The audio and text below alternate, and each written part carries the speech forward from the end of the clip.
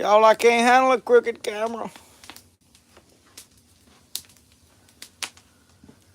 So hey y'all, welcome back to Spirit of the Outdoors, live from Mississippi on a Friday night.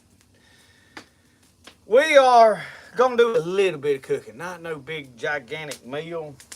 We had some cabbage out here that the cold put the hurt on our cabbage, so I had to gather them. Of course, it is warmed up now tremendously. So we have got some cabbage. Now, we went ahead and washed it in the house, and Michelle has done chopped it up into pieces. So then I've got some ham right here. And we're going to just cut a little bit of this ham. Michelle, how do we need to cut this so that it can be rebagged, or do you want a Ziploc bag to put it in when we get through? However you want to do it. I don't care. I just didn't know if you was going to try to leave it in this pack.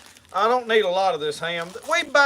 We looked up on this and put it in the freezer. It was very cheap at the time. Like this whole pack was like $7. What are you diddling with? The camera. Michelle is out here now, y'all. She ain't wanting to get on camera, don't act like. But she's diddling with my camera. Hey, this still got chunks of ice in that piece. We had this froze and we got it out trying to thaw it out is what we was doing. So let me cut this up in some smaller pieces.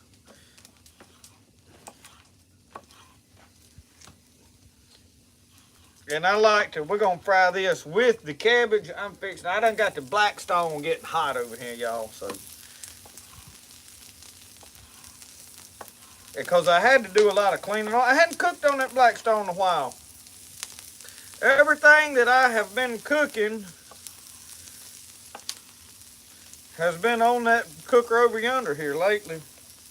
Or either on the fire. I like to cook on the fire, and I do have a fire going. No, I don't need a fire tonight. I wanted a fire. Yeah, I told him he was going to get hot the minute it started sweating. It'll be all right. I need to be practicing because we finna be sweating and swatting. Swatting and sweating. Hey, Mr. Larry and Uncle Sasquatch. Uncle Sasquatch, toting your knife. All Dave, all night. Jonah went back into the mail today. Joey got it tattooed. It's got the Spirit of the Outdoors logo on it. He sent it back to me. Hey, everybody. So how is everybody tonight? Y'all got good weather where y'all at? It is nice and warm. We looking at about 63, 62, 63 degrees out here right now according to the thermometer over here. Did you see the comment? Yeah. Jimmy Sullivan, Jeff Caudell. Jeff, how you doing, bud? You need getting any better? Getting over you.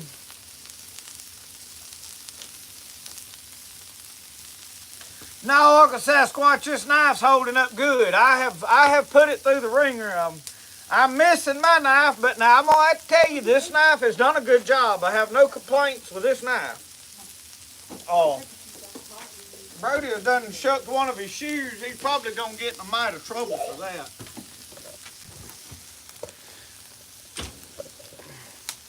Try to get over here where y'all can see what's going on.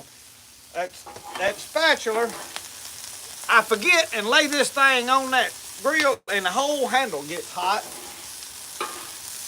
So I need to get this piece of wood over here where I can lay it on that. And I ain't gonna salt, I can't even talk, y'all. I'm just gonna put some black pepper is all I'm gonna put on this. Ooh, that's a lot. I couldn't tell. I can't see it. Couldn't tell how much was coming out. But now I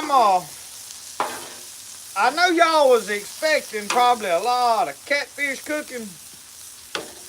We cooked catfish on Michelle's video y'all saw like a couple of nights ago.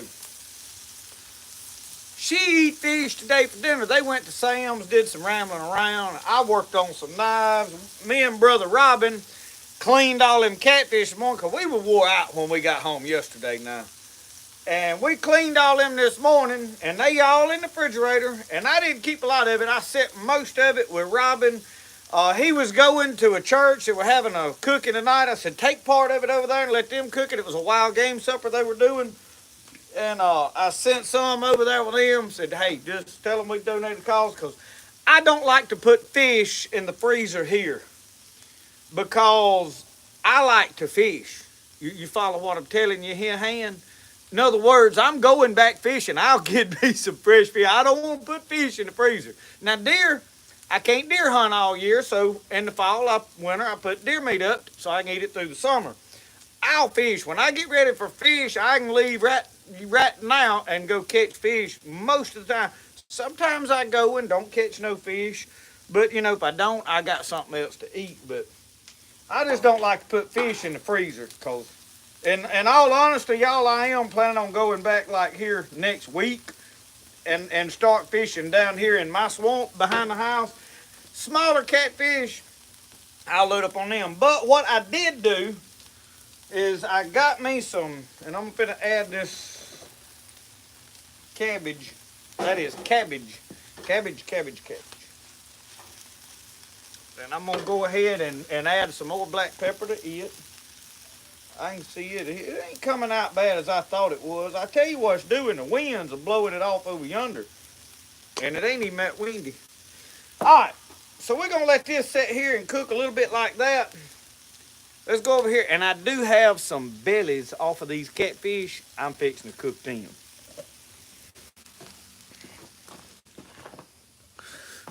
Let's see if I can set y'all up on this side without that light over there blinding y'all. Drink my coffee. So what I done, Robin said this is all blue cat bellies right here. Every bit of this. Dump it out. Pour that blood out there. So there's not no whole bunch of it. And I feel a bone in that. I thought I had all the bones out.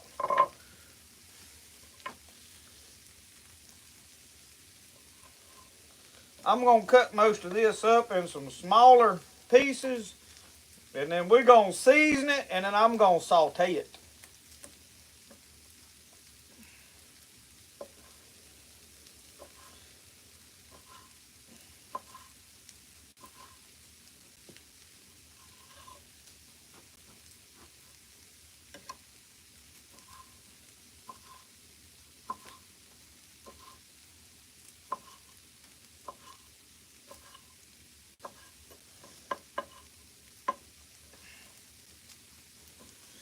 You get it all cut up. Y'all hang tight with me.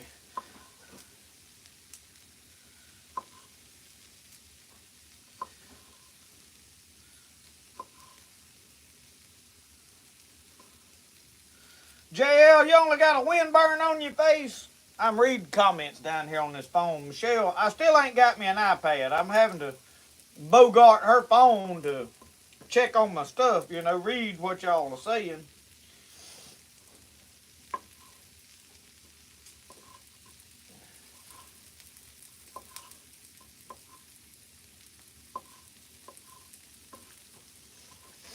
I really probably don't need all of this, but what else am I going to do with it if I don't cook it, you know? I got that, we call it a tabby cat or Appaloosa or a flathead. I got him over there, whole fish in 1 gallon Ziploc bag. Belly meat, head meat. And I'm going to tell y'all, I was pleasantly surprised with my catfish skinning today on them bigger fish. I did pretty good on them. I'm out of practice on catfish, and I don't attempt to use an electric fillet knife on catfish. Brother Robin was doing it, but he got to buffering pretty good there one time, and I've cleaned most of them, and I just hung them up and skinned them. But I am going to forge me a different hook to do that with. I don't think I'm going to cook the rest of that whole belly. You ain't going to eat none of it no way, are you? What is that? That belly off that catfish. I thought you was cooking ham. Ham's over there. What are you eating? Chips, yeah. Louisiana hot sauce. good bit of it. Brother Tony saturates. Seal that up real good. And do this number right here with it. Get it all over it real good. Real good. And then we're going to come over here and we're going to throw it on this hot plate. Y'all don't get seasick on me. I know I'm moving y'all around an awful lot. We'll sit down and drink coffee here directly. And give y'all a breather. Let's turn this up.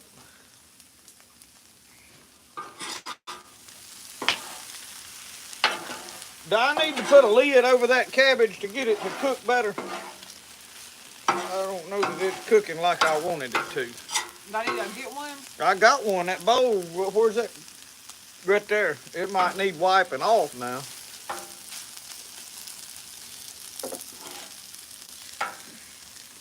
But I can tell you I gotta have some oil right here because that's drying out pretty good.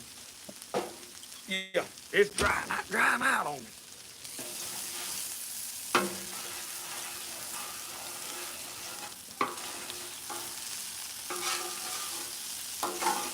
I may need to add some oil over there. I'm probably not far from taking this Blackstone and re-seasoning it. But this time I'm probably gonna take me a wire brush, and I'm using olive oil in here in case somebody's wondering. I'm thinking about brushing it down smooth because the last time I seasoned it, re-seasoned it, the seasoning took. The problem I've got is I did not take a wire brush and make it slick. So therefore, some of them other places that I just coated back over kind of peeled up a little more, and it just presented a problem for me. All right, there we went with that catfish back on there.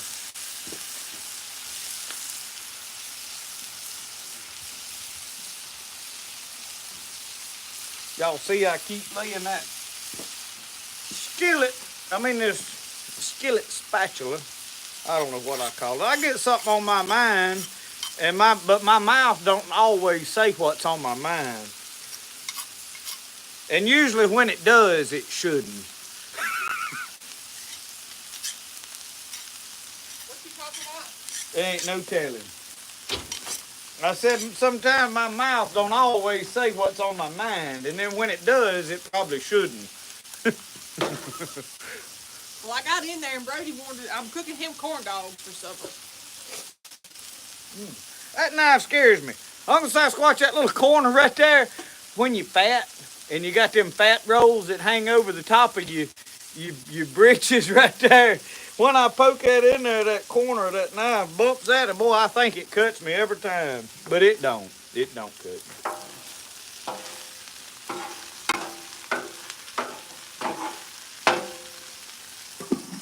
All right, you see how, y'all can't even see. So we rake that in a pile, put that on top of there. Tyler wants to know how much that Blackstone cost you. Lord, I've had this thing a lot of years. I give about, what, 250? It's when they first come out. Yeah, I give like $250 something for it. Maybe 300. It wasn't over 300, was it? It was like 260, somewhere along in there. Now they like $400, ain't they? I don't know. You just come home with it.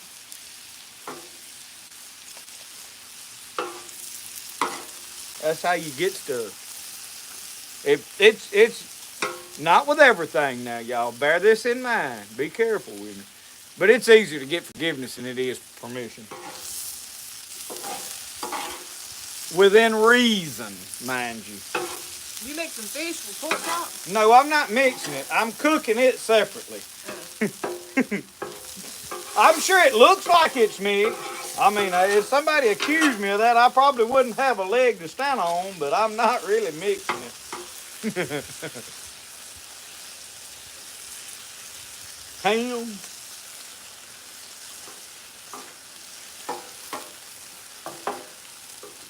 We might ought to put some more of that Brother Tony's on there. I'm pretty partial to eating this Louisiana hot sauce. I done took a liking, y'all, to Louisiana hot sauce. Something about the flavor. I don't know. I've got it and Brother Tony together, just a winning combination, especially with fish. And I realize everybody don't like the same thing. So, if you don't like it, by all means, don't cook with it. Some people have to be told, hey, if you don't like it, don't use it. They think, well, I don't like it, but you said I had to use it, so I got to put it. Michael's gonna be about 500 now. Are they? Good Lord. I knew stuff was getting high. I mean, eggs is $8, $9, $10 a dozen. I don't even know what I paid today for that 22% laying mash, but I tell you this, we run out of 22% laying mash, and I kept feeding those 16% feed that I normally feed, and we kept getting eggs, but we were getting less eggs. We wasn't getting as many. So that high protein makes a huge difference. Now, I threatened feeding them some of my dog food, but now that dog food like $30-something a sack. I really hated to start putting it in there for the chickens just to get eggs. And not to mention, I mean, we were getting plenty of eggs. I need to get a few more. I've got one hide in the freezer I need to get out. Then I got it pickled, a buckskin, and I wanted to egg tan it. I wanted to wait till I was getting enough eggs to do it. So I need to do a video on egg tanning that hide here for long. All right, now. I had got hungry. Yeah, Mama go got munching. Chips You know what I wish I had? I wish I had some of that sauce whooped up with that horseradish and or either a cocktail sauce. I went on a little shopping extravaganza today. She went to Sam's. And stayed gone. And I hadn't looked at the damage, but she took my debit card. I was scared to pull it up and look. I didn't use your debit card. You sure? Yeah. Lord, thank you. Oh, praise the Lord. Hallelujah. I felt the Holy Ghost when she said that. But I noticed she didn't give me my card back either. So it may not be over. Patsy, he's cooking a mixture.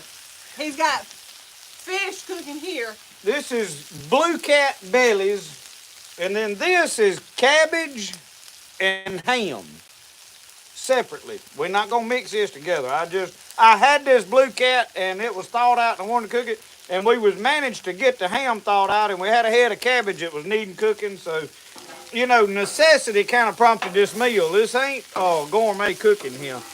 This is, run what you brung. Y'all are going to probably wonder why I'm not going to eat any of it. But I'm going to go ahead and tell y'all. It ain't because it's cooking. It's because I don't like grilled fish and I don't like ham. So I'm going to eat leftover chicken spaghetti. I tell you what she likes. She likes that slop up at them fast food restaurants. We talked about that last time. Yeah. That's what she likes. And we'll probably talk about it again because it's just a fact. I mean, you can't hide the truth. The truth shall set you free. I didn't eat fast food today. Because you couldn't catch it? My food was pretty fast. I had it by hook doing this number right here with it. John Thomas wants to know why you didn't put onions with the cabbage. I didn't have one eye him. I could have went and pulled up some of them green onions. I normally just do it like it is right here. Oh, I need a plate to put this in to eat it out of. Oh, you gonna eat any of it? I can't eat all. Well, I might could, but I don't need to eat all that. Not on camera anyway. Them folks. You eat it for dinner tomorrow. Yeah. Let me go get a plate. Somebody wants to know where the deer meat is. In the freezer? It's in the freezer. We haven't got any of it thawed out. We was trying to figure out what he was going to cook tonight. And I told him all we had was some ham. And he had the fish. But we fried fish night before last. So, Mr. Larry, that new washer is working good. I'm enjoying it. I really am. It took a little getting used to.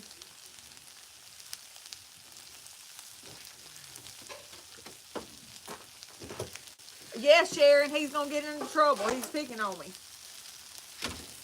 I can't help it. I like what I like, and if I don't like it, I don't eat it. You gonna tell him, hey? Come on this side, but don't touch the griddle. Come over here, bud. Well, I done got my fish mixed in with my ham. Brody's telling y'all, hey. Bust through the door.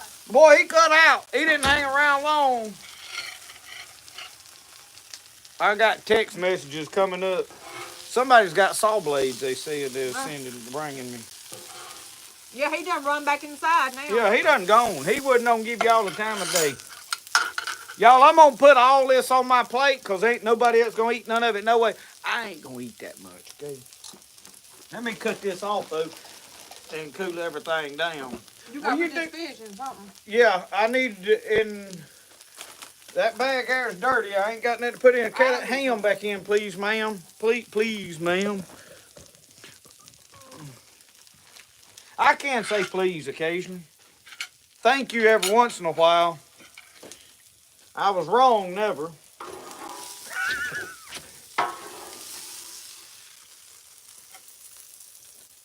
I should put this on something else, cause it's gonna look it's gonna be tempting.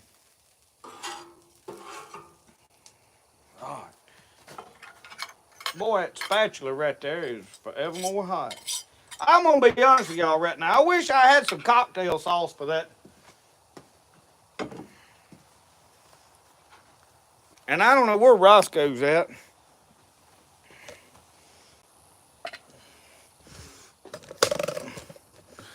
All right, let me get y'all all set up over here.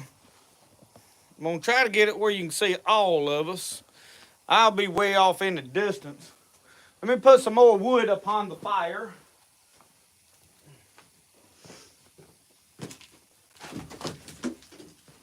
I've got a trailer load of wood out there that I need to get burned up.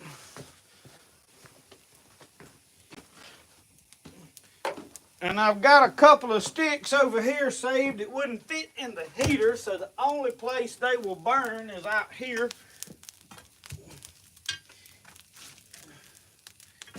There we go. And we've got a bunch of bark off of that hickory, and it needs burning up.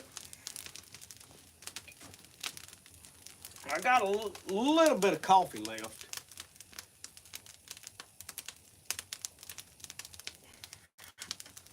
Let me find.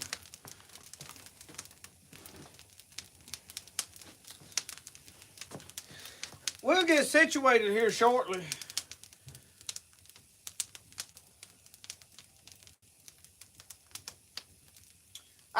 Let me get it up here and let y'all get a good look at it. There ain't no way I'm gonna eat all this, okay? Somebody's gonna think I am.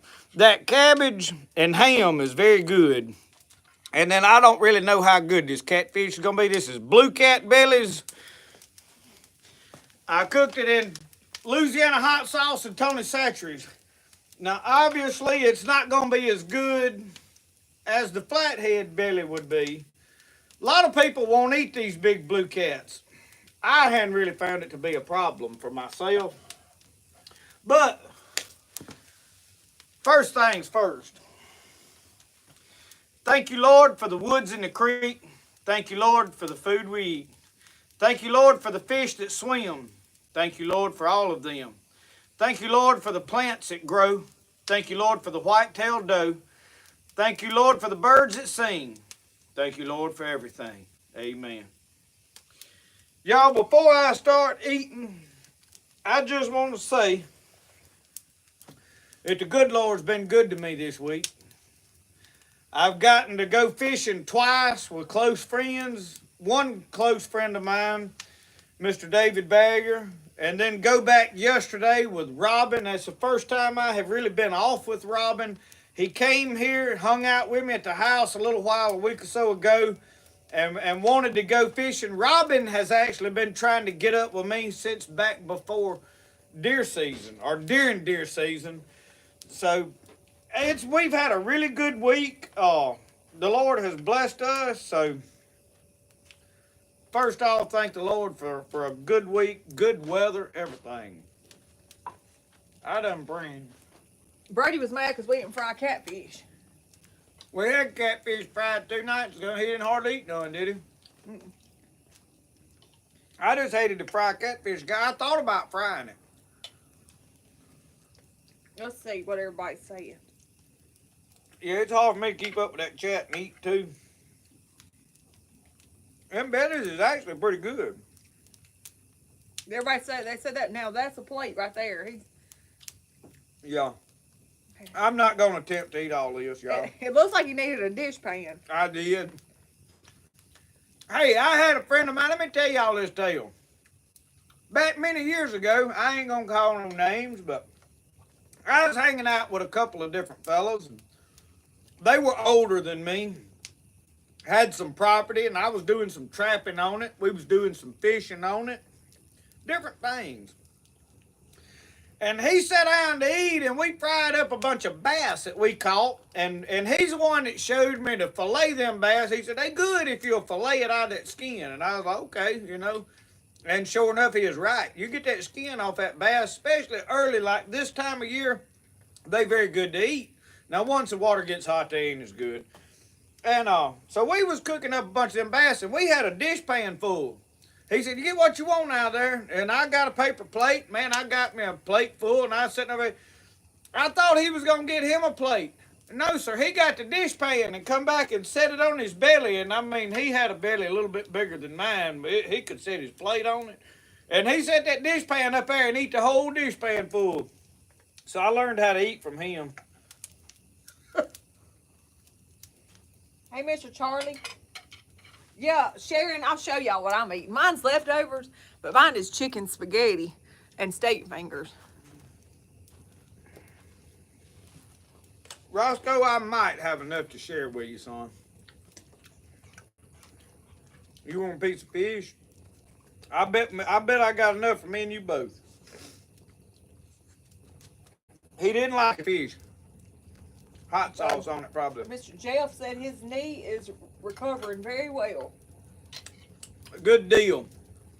I know I haven't got up with you, but I really have been praying for you. I've got several folks that I've been trying to pray for that's facing some things like that. Y'all keep praying for Mr. Charlie Pickerel, too. He's on here. He's having a rough go of things, but I think he's doing all right. He ain't jumping barbed wire fences by no means, but... Uncle Sasquatch said there's his hero. Right yeah. there. Rosco. We're going to make your night here in a minute, Uncle Sasquatch, as soon as I get through eating. I've got a box over here. I got it, 3, 4, 5 days ago. I mean, we've had it a little bit. I've had so much going on and trying to fish that I ain't had time to film fooling with it. But I did peep in it. And then I got another package today, and I'm going to go through them here shortly. Jeff says, thank you for praying for him. Yep. Patsy, mine's good. Mine is good. I made it last night. Miss Donna McSwain is recovering from a surgery. We need to keep her in our prayers. Joey Martin's wife still recovering. The guy that's making M4 Laser Works, that's making the cutting boards, the hats, all that stuff. Y'all don't forget, get on his Facebook if you want one of them cutting boards. He can make that and get it to you. His wife had surgery and is going to be recovering for a little while. So keep them in your prayers. Let's see. The Presley girls, they said hello.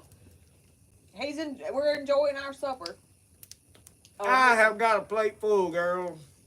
Mr. John Culpepper says, glad you're turning the corner. That's right there, a plate full. Mr. Charlie said that he's feeling much better. Good deal. He's just jealous of all the fish you're eating.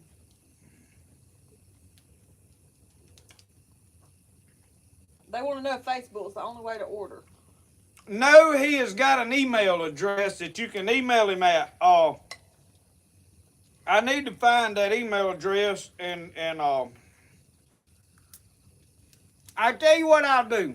Tomorrow I'm gonna make a video doing some odd and end stuff around the house. Me and Brody's got some limbs we gotta get picked up where I pruned them off with that saw I got. And we gotta burn that stuff. I've got to take the fences down in the garden, and my dad's got the disc on the tractor. I need to disc up my garden spots just to have them ready. I bought potatoes today. They only had red potatoes, but I need to cut them and get them drying where we can plant them before too awful long. So in the process of doing some of that type of stuff, I'm gonna show that cutting board, and I'll get in that video I'll get a link to his email where you can email Joey and get one of those cutting boards.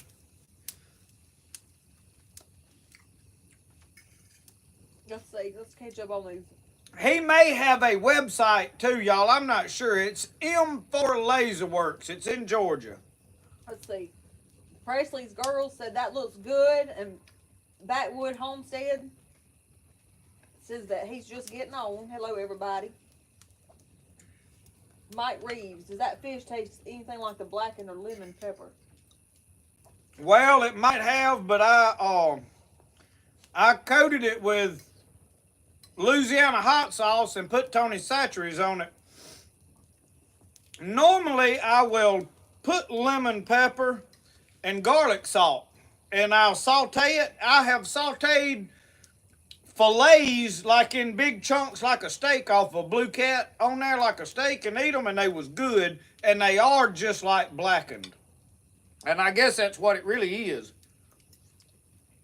Patsy Brody went back inside. He is in there. I think he's watching Garfield.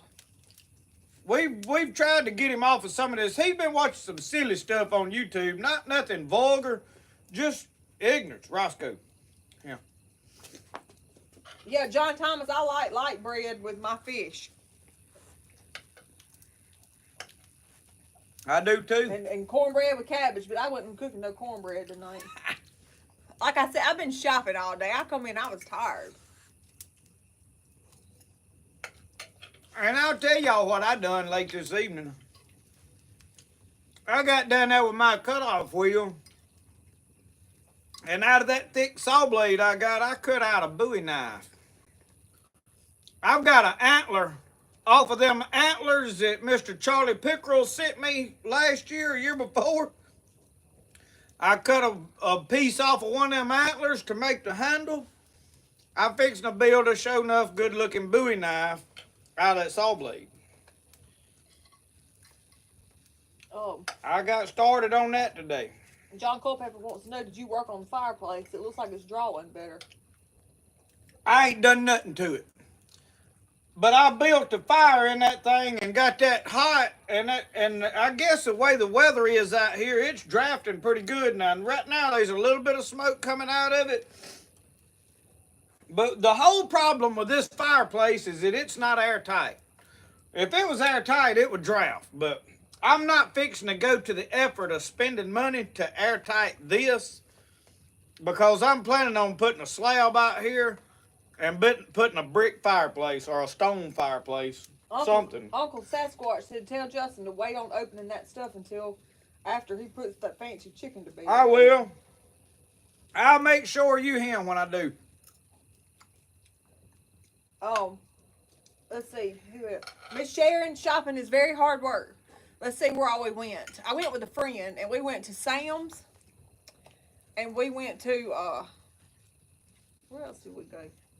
Oh, we went to Hobby Lobby. If you go anywhere that's got a Hobby Lobby, you always got to go to Hobby Lobby.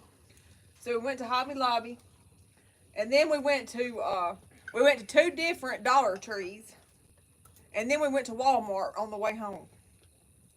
So I was tired.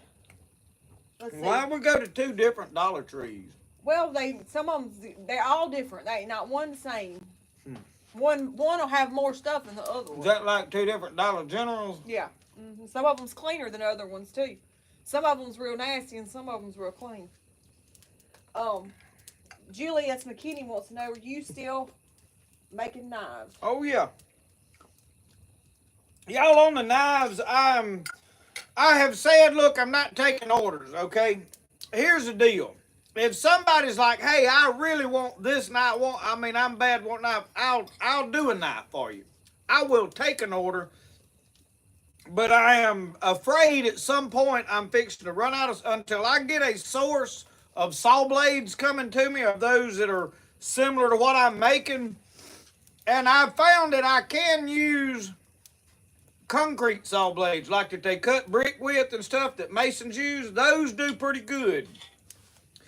I don't think they're as good as the Tenru saw blades I've been using, but I'm trying to not take just a beg for orders. And then the next thing, there's a lot of time when I try to get up with somebody that has placed an order. I have run into this a lot in the last several weeks. When I try to message them, but they don't respond, or if I send them the invoice, they never pay it. I don't know what's going on.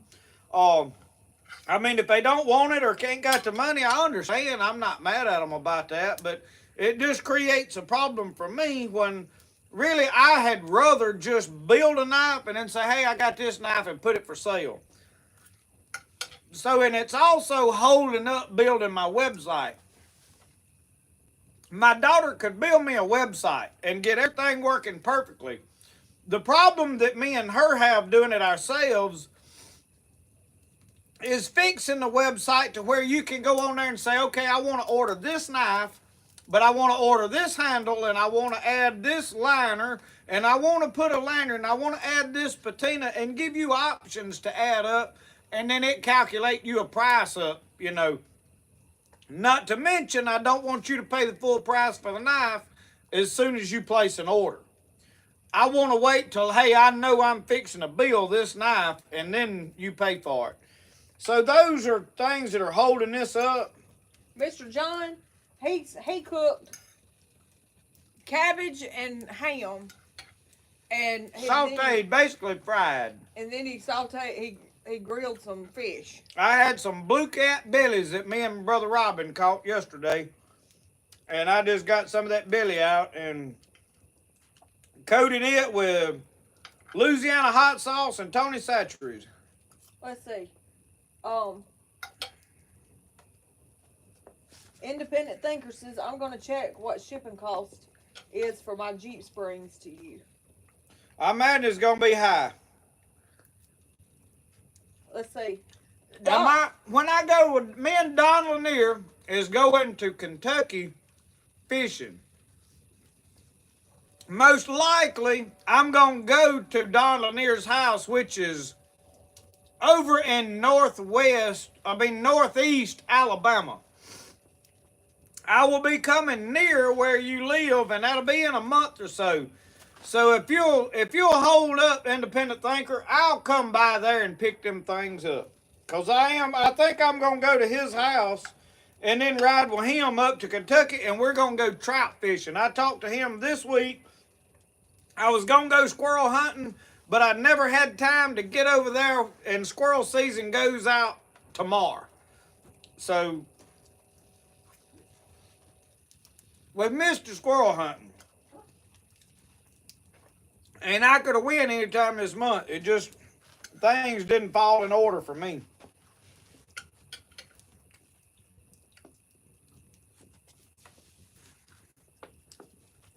I'm about full. What do I need to do with this? I'll take it in. You talk to him, let me take it in. I want to fill my Okay. coffee cup up. Let's see. Somebody said happy birthday a while ago while he was talking. Stephen. Happy birthday, Stephen. He's turned 46. Happy birthday. Remind me when I come back. Patsy, Biloxi's probably 3 or 4 hours from us. It's a good little drive. My Justin's sister, she has a house down on the coast, so when we go stay with her, it's a good 3 to 4 hour drive. Let's see.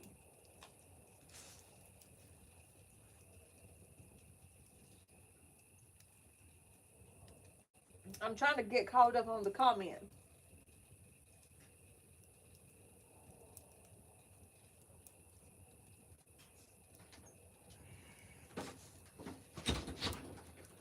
They want to know if you're going to fish the Cumberland River for trout. Yes. Yes, me and Don Lanier, he has got contacts and a place to stay up on the Cumberland River, just not far north of Tennessee, where it crosses into Tennessee over there. And I don't know right where it's at, but he's been fishing up there for several years now. They go and stay a while in the spring, and then they go back and stay a while in the fall. And I'm talking about wear out trout. They keep the limit every day. I think you can have one big fish and like so many under a certain length. I mean, there's a certain limit of these trout you can have, and I guess they're rainbow trout. I've never caught trout. And then he said there's stripers. I've never caught a striper, but he said catching a striper is like throwing your hook out there and catching the side of a boat that's got a 9.9 mercury on it and trying to pull it to the bank. He said when you hang one, you got to crank a motor up and run him down. So that sounds like a ball of fun to me. We're going to go do that probably in April sometime when the weather, he said we would watch the water up there, and that trip will be planned then. So, yeah, I'm looking forward to that. And who had a birthday? Well, we've had two. Let's see. Stephen Dillman, his birthday was today. He turned 46. Happy birthday, Stephen. And then Miss Nancy said that her birthday was yesterday. So well, happy birthday, Nancy. But she also wants to know, and I'm thinking she's talking about the prayer cutting board. What you use to? She got one. She wants to know what we do to keep it sealed, but we haven't used ours. I have not even used mine, but now let me just tell you this: these are probably made out of bamboo. We were doing a pottery show, and our booth was set up right next to a guy that was hand making cutting boards. He made all kind of cutting boards, planed them out of all different kind of woods. And I asked him, I said, what do you put on your cutting boards? And he said, mineral oil. The $3 bottle at Walmart of mineral oil is what he put on them. And he said, it's food grade, it's food safe. He said, it's cheap. He said, it's the best thing I have found. So take that for what it's worth. I don't have a lot of experience with it on like food grade. So I have been putting it on mine, and it has worked. Not on that particular cutting board, but on I've got a bamboo one that's got my Spirit of the Outdoors logo in it that he did. And then I've got some other cutting boards, and it has worked well for them.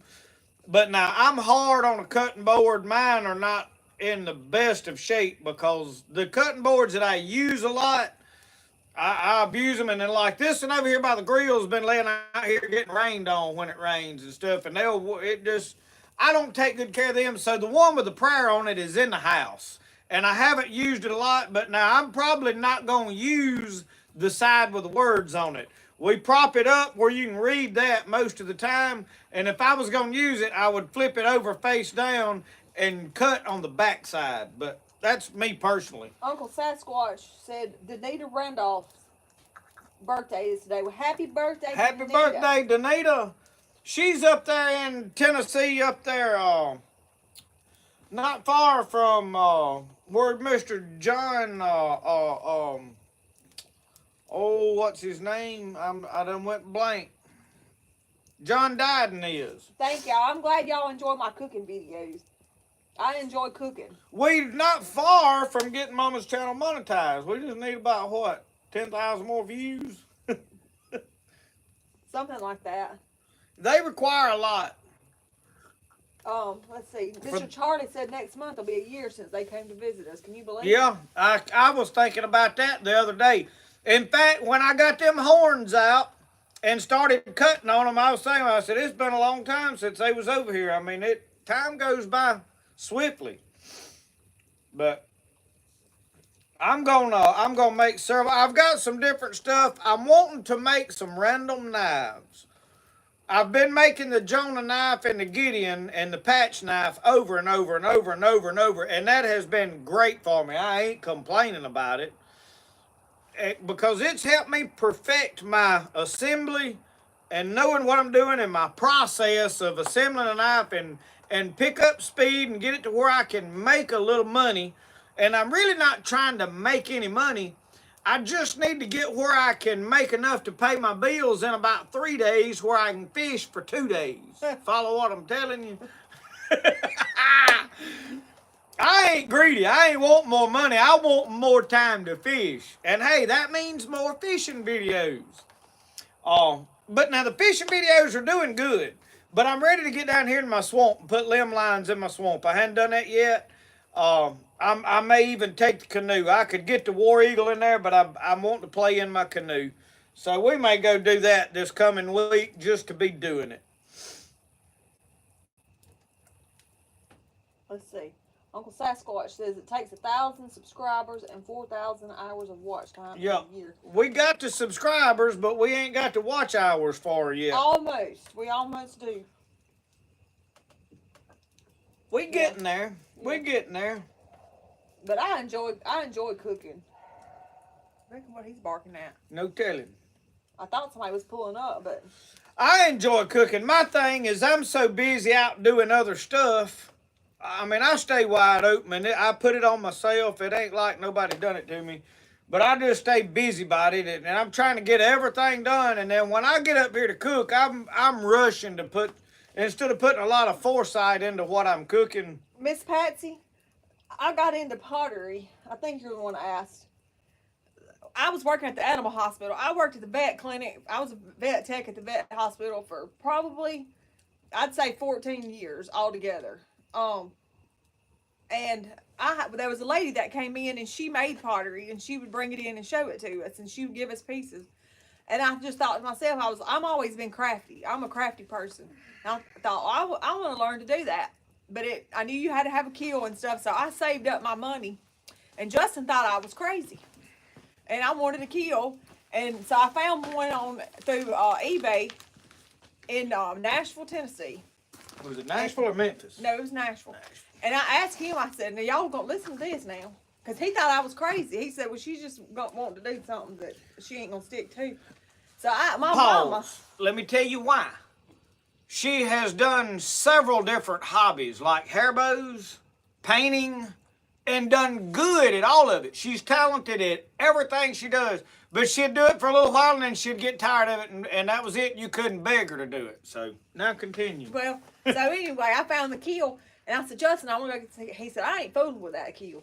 So me and my mama got into my daddy's truck and we took off one Friday after I got off work. It was $1,000 investment at the time on what I was viewing as just a passing phase hobby.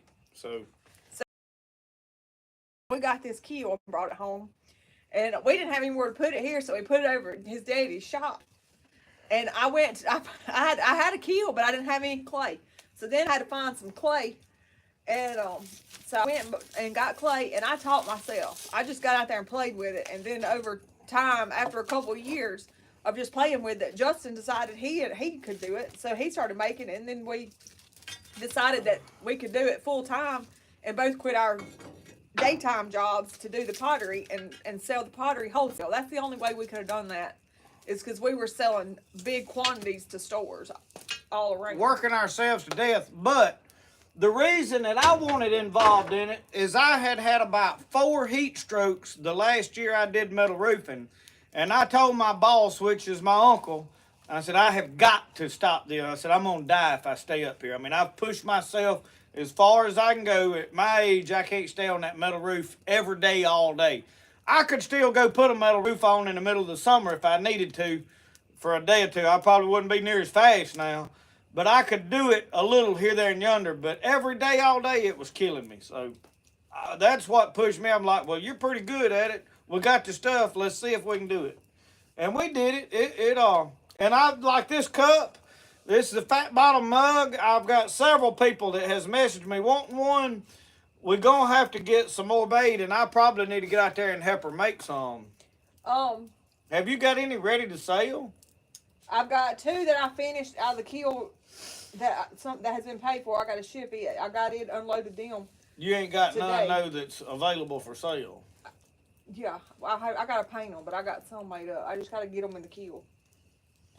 Let's Robin's see. wife was asking about pottery today. Oh, really? Yeah. Let's see, Darlena. Me and him grew up together. My house was probably what 3 Yeah, miles? we didn't meet somewhere. church We've known together. each other our whole lives. We rode the school bus together. Yeah, he I mean, was we've a couple known years each other. older than me. Him and my older sister are the same age, but And I dated her sister first. yeah, y'all was kids. Yeah, we was probably what, 13, 12 or 13 at the time. It Let's wasn't. see. Well, y'all keep watching them, Sharon. I'm trying to get caught up. Oh yeah, we love watching Celebrating Appalachia too. I watch it all the time. We especially when I'm usually working. watch it on her channel though. I don't watch it a lot on my personal channel because she'll have it on the big screen here in the living room, and it'll play all day with that on. Yeah, I get them a lot of watch time. I just cut it on and leave it. We bought Brody a TV so he can put his stuff on in there because I couldn't tolerate some of the silliness that he watched. And we got him a TV in his room where we could put what we wanted back in the living room, but Yeah, I like crafts and stuff. Let's see. John Culpepper says Mike Culpepper surprised him with the fat bottom Stanley like yours. I like my Stanley Cup. I bought that Yeti thermos because I've got two old vintage Stanley thermoses that wouldn't keep my stuff hot, and I'd run hot water on them before I put my coffee in there, but they just wouldn't maintain. And I bought the Yeti thermos, but now this Stanley Cup, man, at dinner time the coffee will still be pretty warm in there, so. I'm thinking, if I bought a brand new Stanley thermos, it's probably as good as the Yeti now. I don't know. But the one thing about the Yeti thermos I wanted is it was larger. It would hold a larger amount of liquid. And like in the summer, I'll fill it up with ice water when I'm in the boat. And that's a huge thing. So. Hey, I'm fixing to walk in the house for a minute and check on Brody, but I'll let you read these comments from. All right. I'll be right back. We didn't weigh them cats, Jeff. We guessed him probably around 10 pounds. He wasn't huge. I called it 5 right off the bat, but it was probably more like 10 pounds, something like that. I don't know. I try to be modest, I guess you'd say. I don't like to try to exaggerate stuff to try to make it look bigger. Because I don't do stuff for bragging rights. I do stuff for the enjoyment, and I want to share the fun of it. I don't make videos for people to look at me and go, oh, look how good he is at this or great he is at that. That ain't my purpose at all for making any video I make. So when I tell you how big something is, I'll cut it short just to say, it's a decent fish,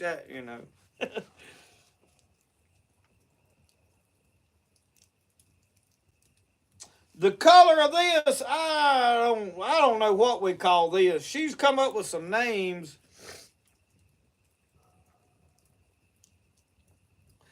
I do have fun catching fish now. And I'm going to tell y'all, Brother Robin, he's as much fun to be around as you can imagine.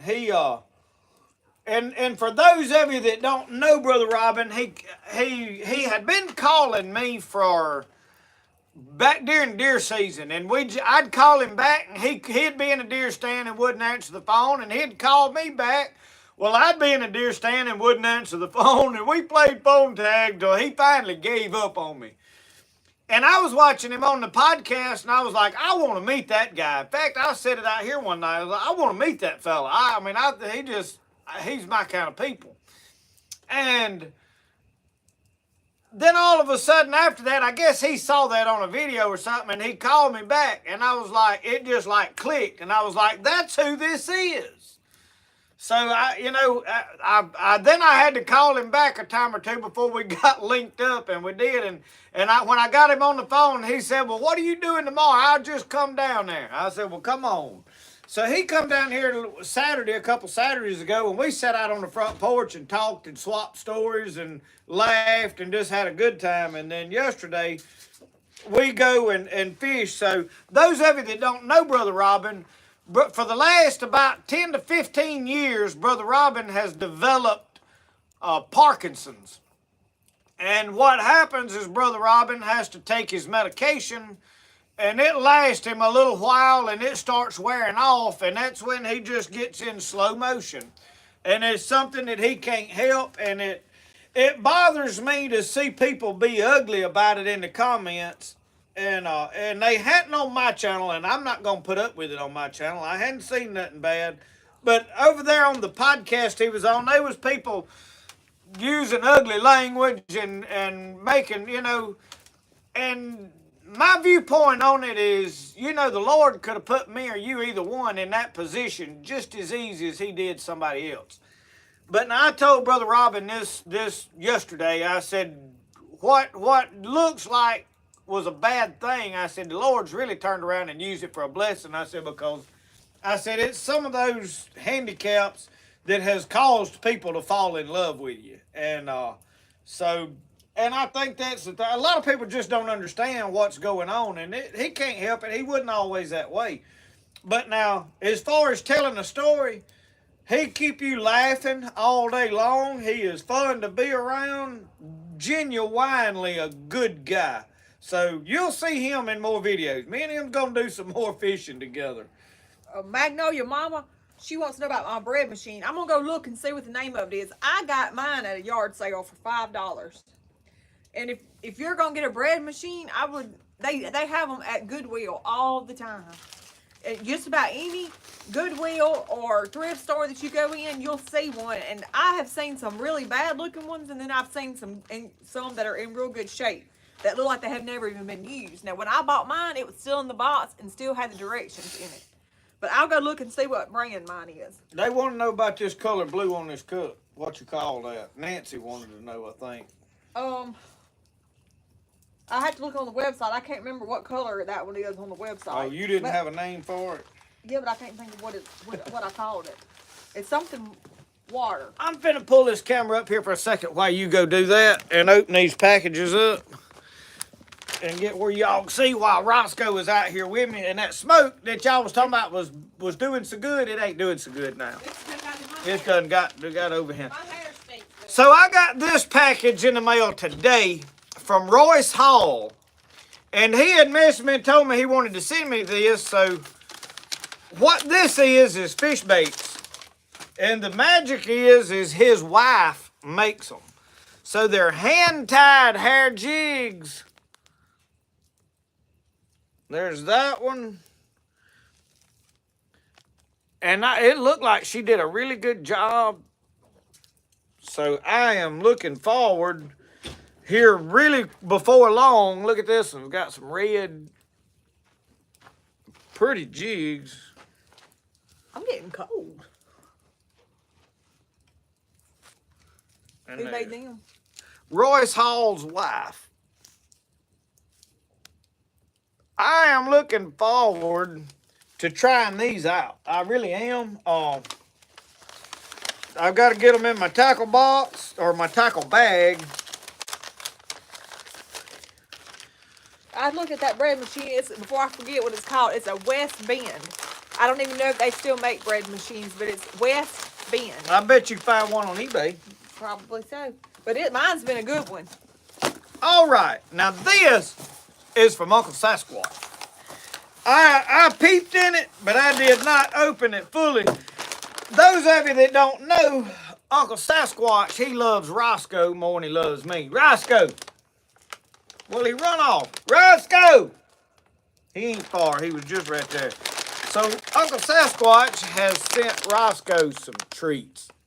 Now, Uncle Sasquatch, he sends the good stuff. He don't skimp when it comes to his boy Rosco. I don't know where Rosco! He was just right here when I got these packages out. Treat! Treat! He knows that word treat, trust me. In fact, when Michelle asked me what was in these boxes the other day, I told her it was a T-R-E-A-T because this dog, hey, look, there he is. Come here, boy. What you got him? Wavy strips, Heartland Farms, real pork, real beef. Let's try the beef. As y'all know from his video he posted, we lost Roxanne last week. Yep. Yesterday was a week that she has gone to be with Jesus. It really hurt my feelings. It did mine too. And y'all, I never realized how attached to that dog I was. Well, I can't. I'm struggling. I'm like Brother Robin. I'm buffering. Watch what you know. She would be around here wanting her a treat too if she was here.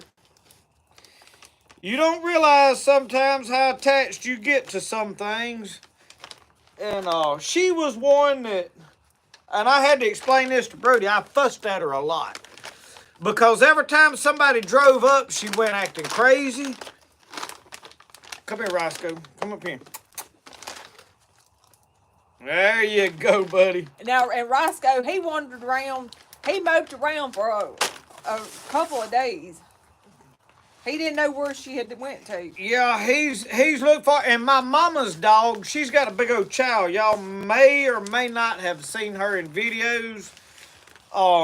But her and Roxanne fought. They had a ongoing. They was like the Hatfields and McCoys. They couldn't get along. Every time I went to see Mama and them, I had to chain her up. Anytime Mama come up here, she had to sneak away from the dog, her dog, to come up here.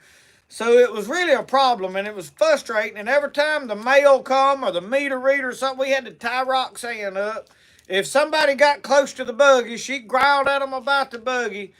And I fussed at her a lot. And then any time we got on the buggy and started moving, she was biting at the tires just constantly until it got to going, and then she got to running in front of it. Well, in the last couple of weeks, I noticed that she would get to running right in front of the buggy. So I was watching closely. Well, when we were coming up the driveway that day, she was over to the side. And when I lost sight of her, I let out of the gas, and I didn't completely stop. I just let out of it a little bit. And I'm assuming when it slowed down, she decided to come across on the other side and just didn't make it. But it broke our hearts. So this, y'all, Buffalo Arms Company, muzzle loading bore light for 45 caliber or larger. So you got to put some batteries in it, I do think. Look, well, y'all can't see Rosco, but whoa! he thinks Justin's got more treats down here. He's sitting here with his tail just a wagging. I just dropped part of this. I got to figure out how to make it come on. I think it had a piece of paper. Usually they got a... Uncle Sasquatch, tell me how to turn it on. He's probably on there telling you. I got to figure out how to turn it on. I wish they could see Rosco in the camera right now. Well, I can fix that. He's really into what you doing. He's really wanting another one of them treats. His tail's just a wagging. Well, Uncle Sasquatch ain't telling us how to use it. He may not even be on there. Yeah, he's on here. I mean, he's just typing right now. He's just going to take a minute. He said screw the long end in. Okay.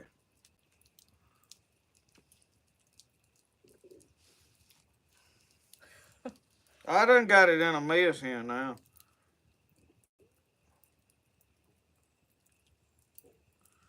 He's going to be dropped it and lost it. I probably got the battery bottom upwards now, too. And then y'all will find us crawl around on the ground out here trying to find it.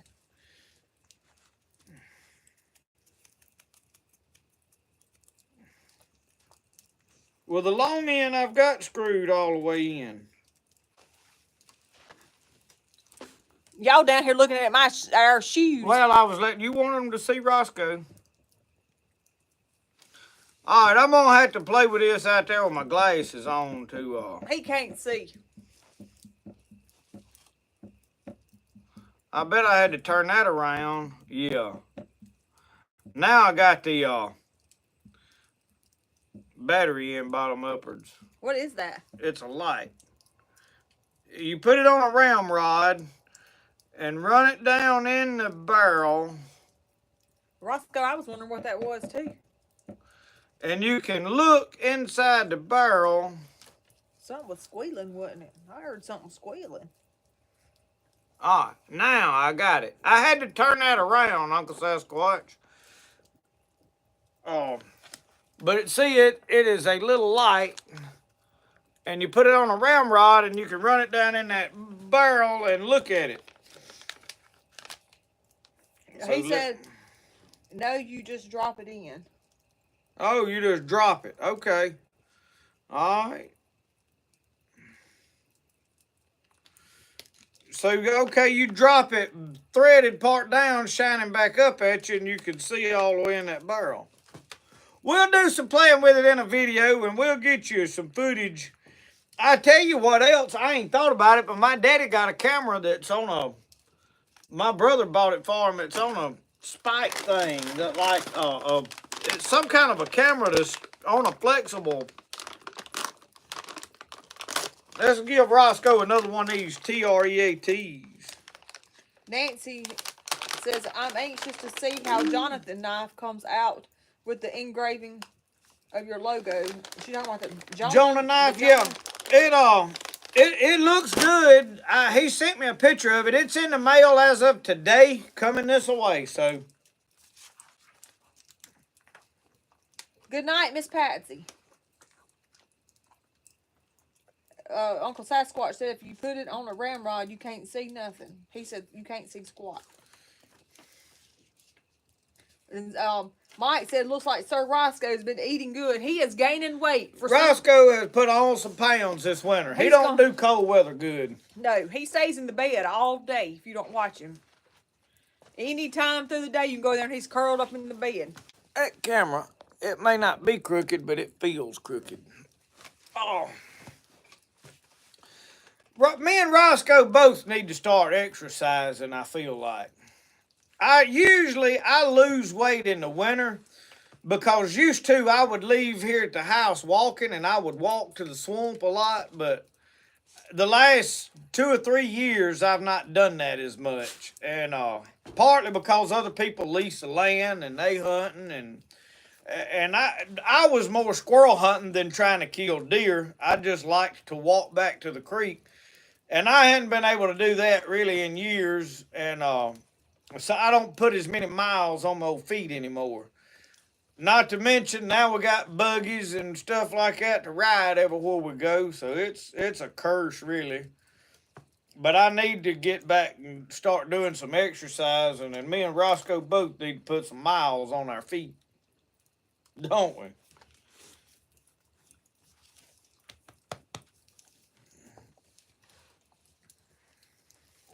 But anyway, thank you, Uncle Sasquatch, for sending us that stuff. I noticed in a note he had sent it before something happened to Roxanne because he had wrote that we could share with Roxanne, but don't have that problem now.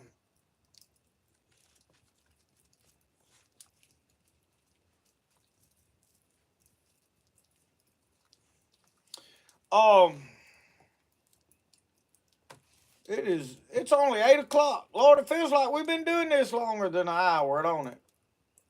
Yep. How many folks we got? 214 people are watching. Y'all, thank all of you for joining in tonight, sitting out here with us, having a fireside chat, whatever else, whatever questions y'all have got. Let me ask y'all this. How many of you are interested in the gardening and homesteading type videos? I just go by looking at my stuff, and I don't watch my numbers real closely, but I get way more views doing my fishing, hunting, that kind of stuff. The cooking does pretty good, but like if I'm out here filming the garden and my medicinal plants occasionally does good. Those do better if I'm making medicine more than me just showing you about what a plant is.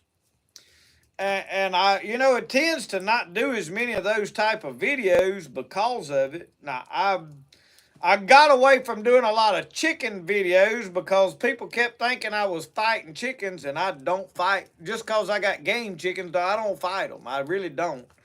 I don't care if you do, but I don't.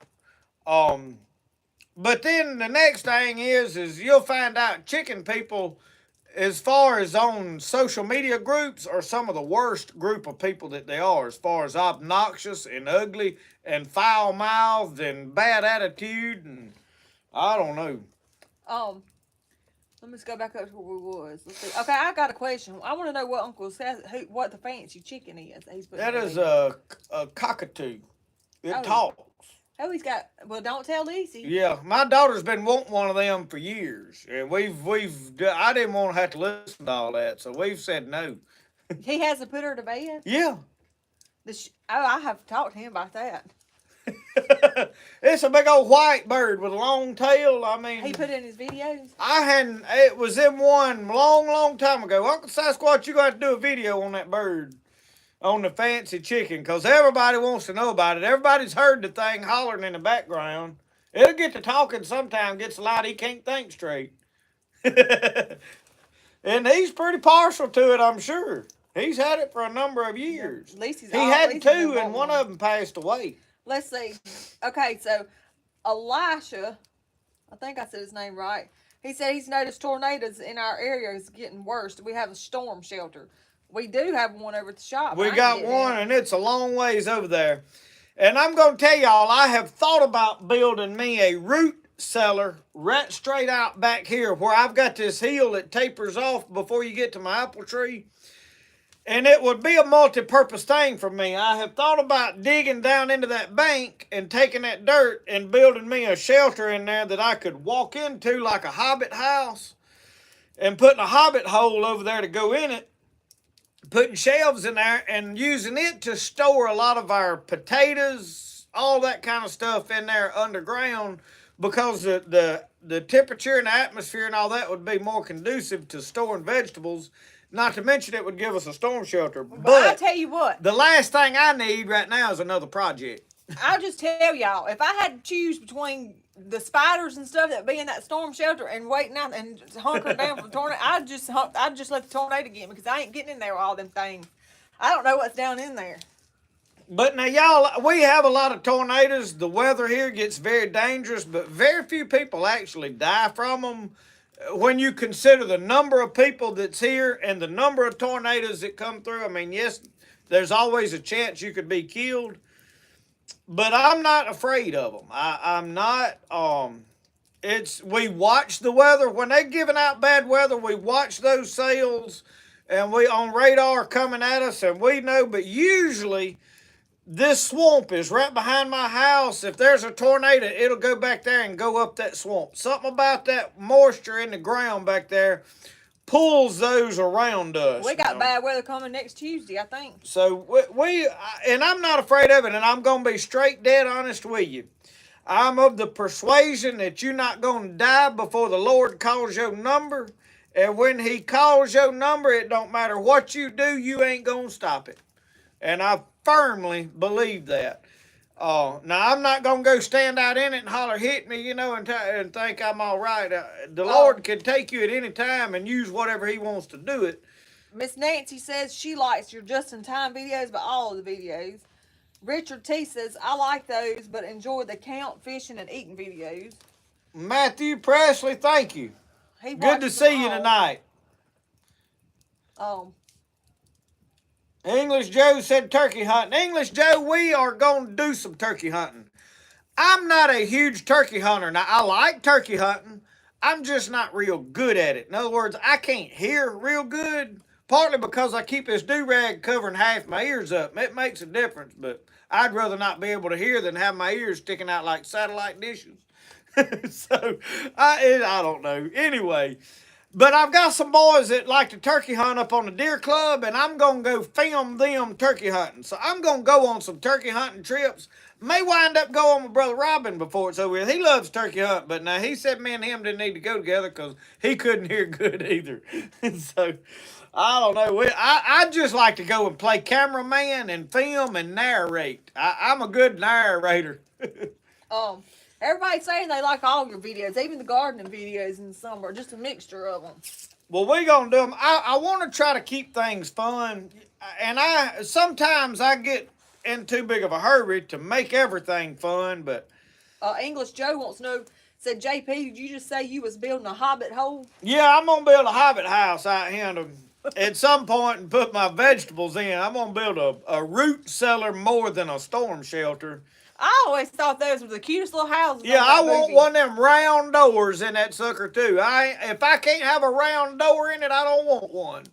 What was that? What's that movie you The watched? Hobbit. The Hobbit. Yeah, or Lord of the Rings. Their little houses. Oh, are the cutest Bilbo little things. Baggins' house. Yeah. In the Shire. We're gonna build us a little Shire out here. Hello, Walter.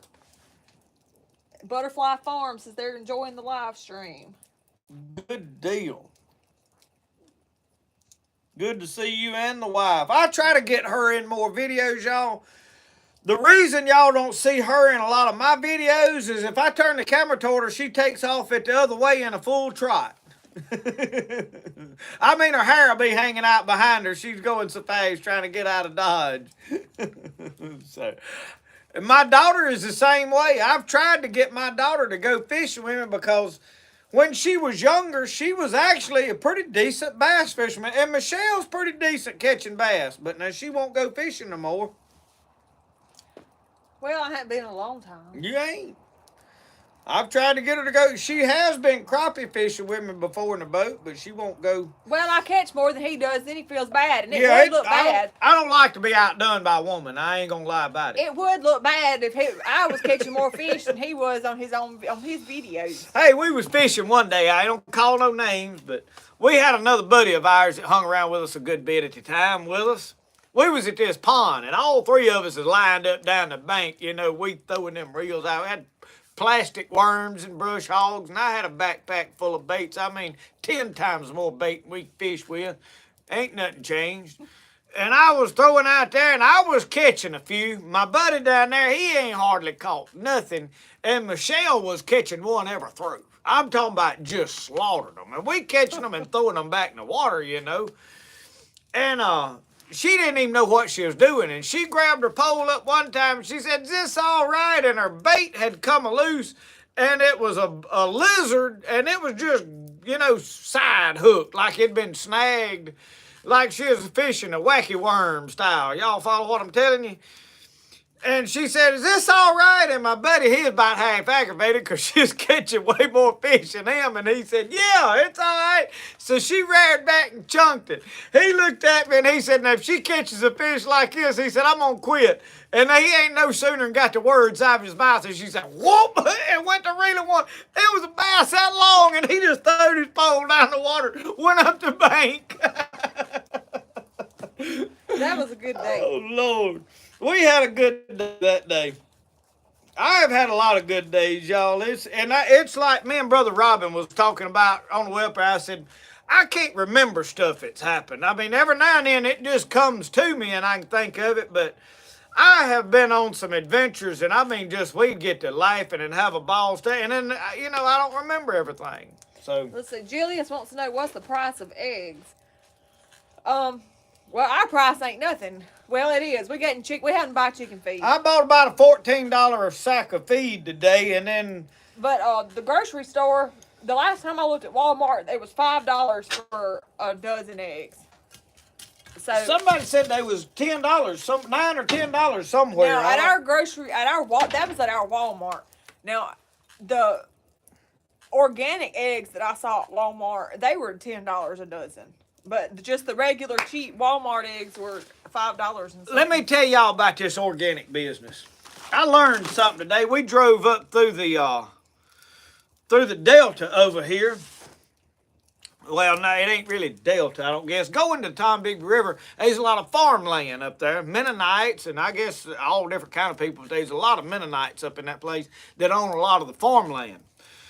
And the guy that I was with, does some tournament bass fishing. It's like he's just guys around here get them a little bass club together type tournaments, and they pretty good at it. They'll put a pot in there and you know, everybody just kind of basically what they do is they pay to enter into the fishing tournament that day, and then whoever wins the tournament gets the pot, and it ain't, you know. So anyway, one of the guys that's in there that I know is a truck driver. and good friends of his, and I know him pretty well. And he drove a truck hauling chicken fertilizer and stuff up there. So what they do is a certain of these farms up there that are buying all that chicken fertilizer out of them commercial chicken houses, and they'll do an application out there over one of those fields.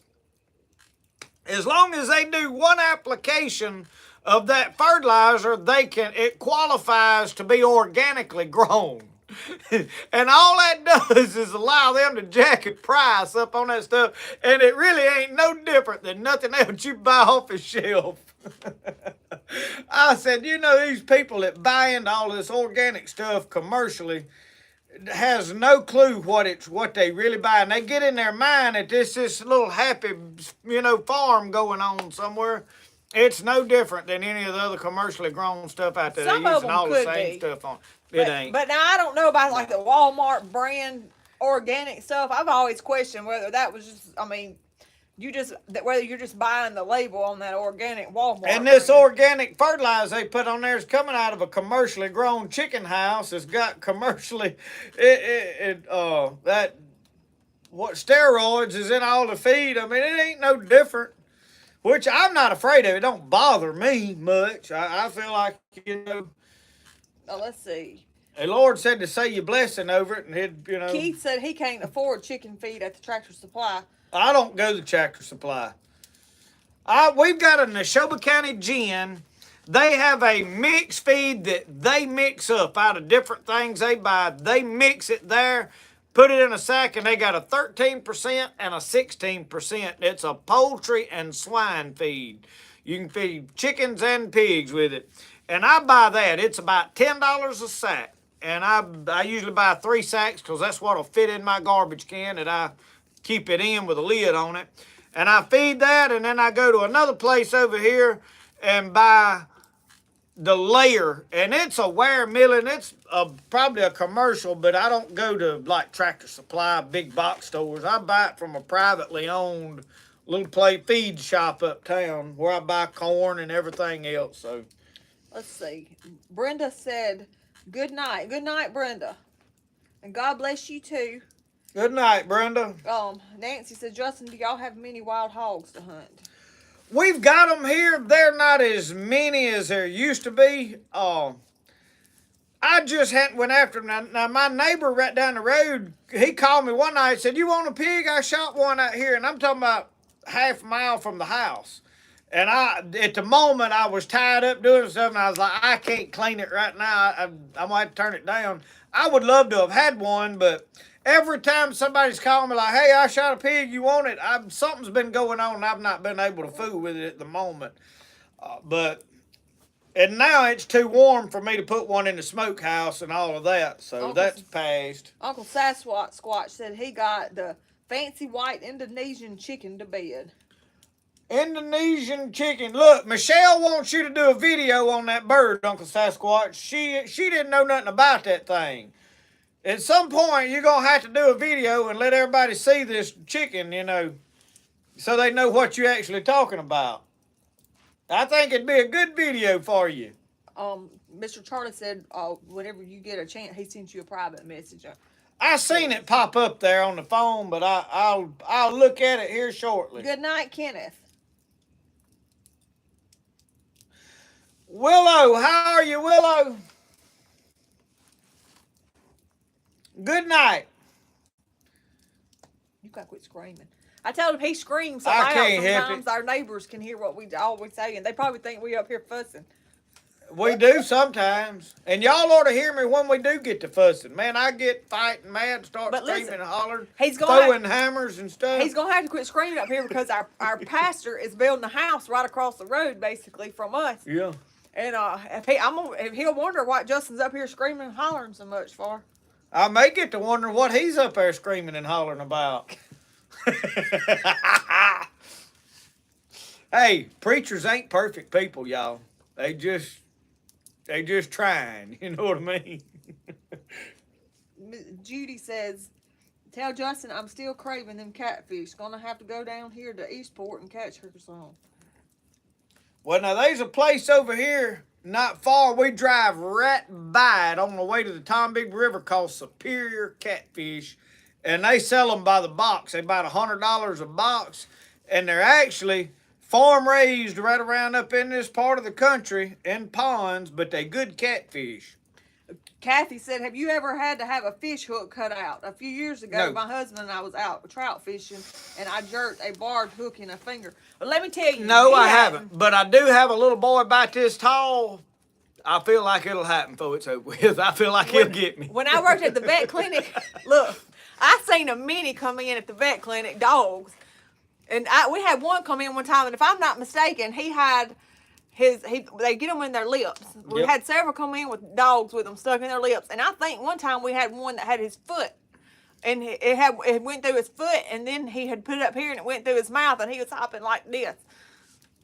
We'd have to go in there and cut them out. I had a dog when I was a kid at home. I say a kid, I was a teenager. I fished a lot with a devil's horse. You know, it's got the 3 treble hooks on it, top water bait. There ain't nothing more fun than watching bass come up and just explode on that thing late in the evening. When that water glass is over out there in a pond, you throw that devil horse out there and you wouldn't even have to do nothing. Just throw it out there and let it sit a second and it'll...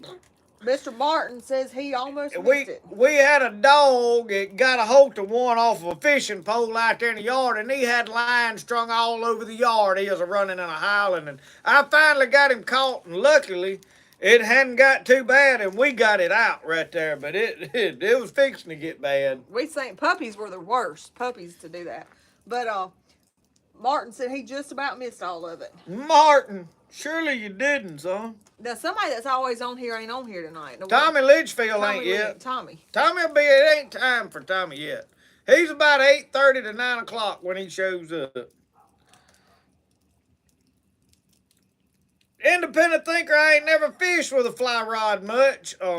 I kept saying I was going to get one and learn because my grandpa that lived right up here, my grandpa Alford, he would take a fly rod down here in this swamp, and when them brim would get up there bedding in that shallow water, he'd slip up there, and they said he'd literally hide behind a tree and flip that fly rod out around it and just wear them brim out. So, you know, you can do it here. You ain't got to just trout fish with one. But now another thing is once they log that swamp and all the undergrowth come up and it's bushy, it's just now starting to open up in places where you could fish a fly rod. There's a lot of growed up stuff that you can't work a fly rod down there much. So I don't know how he managed to do it back then. Julia said, let him scream. Yeah, Uncle Sasquatch, we got to start talking ugly about old Tommy before his ears get to burning and show up.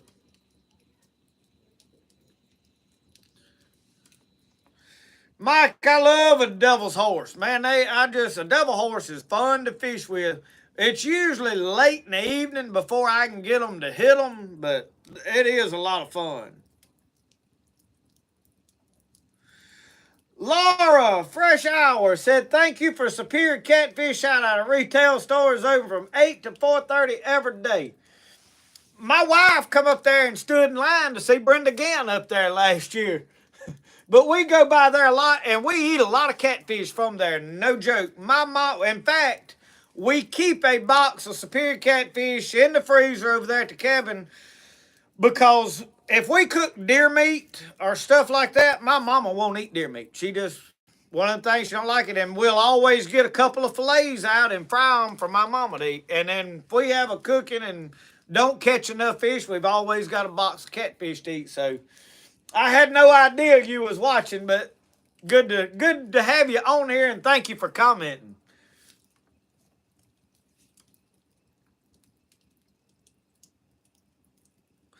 Frank Lentz said 7 planets are supposed to align tonight if you have clear skies. Well, I can't tell if they're clear or not.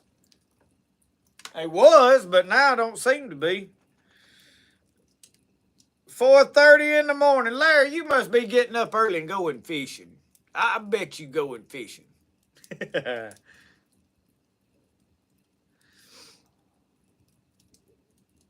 But good night, Mr. Larry. Thank you for joining, and I Where is Rosco? I'll show you. Well, he got up when I moved. He's right here at my feet.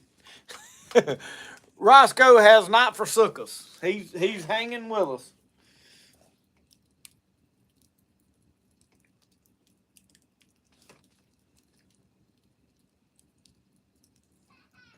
Yes, Laura. Michelle told me, she said we stood in line to see Brenda.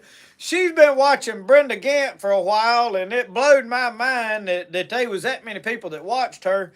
And I told her, I said, well, there'll be a good crowd there, but I had no idea it was going to be. She said they was lined up from the building all the way out to 45 Highway and was willing to stay there all day just to meet her and get to sign a catfish. And I asked her, I said, well, you didn't wear one of them Spirit of the Outdoors t-shirts? So you, she said, I didn't think about it. I was off on a fishing trip, I think, that day when she went. Or I would have come to meet her.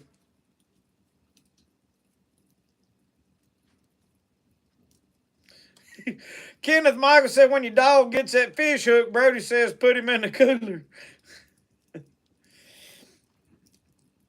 Julius, I'm trying to get away from some orders, but I want to do some experiment with some stuff. I'm going to keep making a Jonah knife. If I run out of saw blades, I'm going to have to go to a different steel and start heat treating, and the price will change a little bit. But I'm also going to get some blanks ground, and I'm going to send them to Joey at M4 Laser Works and let him laser etch them and then send them back to me. And it'll cost you a little bit more. It's going to cost... In fact, he told me that if you've already bought a Jonah knife and you want the logo in it, if you'll send it to him, he'll put the logo on it for about $25 or so, and then you'll have to pay the shipping and then plus whatever it costs to ship it back, which is usually about $6 or $7, possibly $10, depending on where it's at. So if you already own a... Hey. I just felt something pop, y'all. Oh, it broke. It broke. Look at there. I didn't hit the floor. Y'all said it was going to happen. Yep. Lost a chair. Oh, we back to our old chair now. I'm probably going to put that thing in the fire. I'm tired working on it. But anyway, I'm going to make some more Jonah knives, and I'm going to make a lot more, but I'm just working out the deals of my material. I'm worried about my blade material. Because if I ever right now, I've got enough orders, I'm cutting close. So we'll see. When I get kind of caught up with these orders and I see how much material I got left, then I'm like, oh, okay, I can take a few more orders. And that's one of the big hang-ups right there. Because I don't want to promise people, hey, yeah, I'll build you a knife. I took your order, and then all of a sudden I'm out of blades. And then I'm like, okay, well, I've got to come up with a different steel, and this is a whole different knife. You know, it's the same design, but that's what I'm being... Randy Allen said, got me 3 of those Americana hens yesterday. For what they cost, I believe they should lay golden eggs. Ballpark, Randy, what is the price of a chicken right now? Because they have a sale around here pretty regular, and I'm curious as to what chickens is going for. In fact, I asked the girl at the feed store today, I said something about chickens. She said, yes. She said, I called this week to see about getting baby chickens up here to sell for Easter. She said it was going to be over in July before they could have any. She said, I told them just forget it. So chickens has done become a popular thing. So I've had a lot of people, y'all, calling me wanting to buy chickens. And at this point, I've been like, no. Because, you know, I mean, if they're that valuable, let's wait a minute. Because... I mean, what if a dog come up here and wipe me out or something? You know, Roxanne ain't out here now to protect everything. The coyote could come up here and get them. I don't know. It's.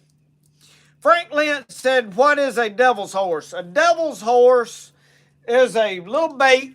I've got several of them, but it's a top water plug made out of wood. It's about this long, and it's painted like a manner. The ones I like are green on the back. yellow on the belly, and they got 3 treble hooks on them, and they have a little propeller on the front and the back. And you just throw it out there and you fish it like a popper. Just boop, and it'll go bloop. And for whatever reason, bass love them late in the evening. They just, that top water, it just, boop. It's basically a long popper. And I've just, we grew up fishing with them. I don't know. I have never caught a grinnell on one. $30 each, about a year old. Yeah, see, they went up $10. They was about $20. The last ones I sold, I think I sold for $20. That's why people kept calling me begging for chicken, wanting to buy chickens, ain't it?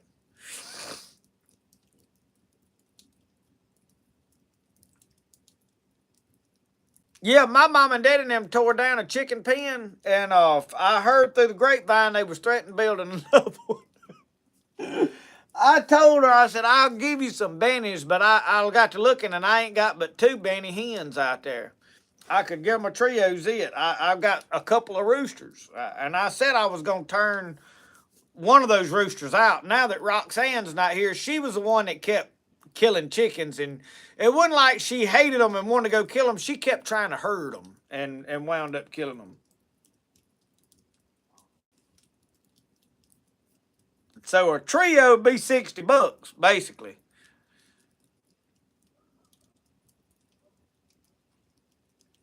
JL327 said they are good for discouraging close range jet skiers. He's talking about the devil horse. Yes, sir. You flip a devil horse over there and hang you a jet skier, I'm sure he's coming off of there. Oh, Lord, Lord, Lord. Ways, you're probably right. He said that big old plate I had's what broke that chair. I feel like it had a lot to do with it. I ain't gonna argue with him not one bit. Yeah, it's this right here is what broke that chair. I'm mad and I'm gonna burn that chair. I've had enough. I've done glued that together several times, and I'm tired working on it. It's a beautiful old chair. I mean, got a lot of woodwork to it. I hate to burn it, but I'm tired of fighting it.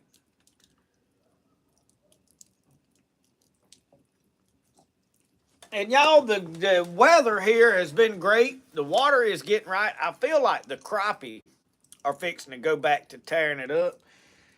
And my problem is I bad need to be making knives. And I have to get up every morning and struggle with the idea of, do I go to work or do I hook to the boat and go fishing?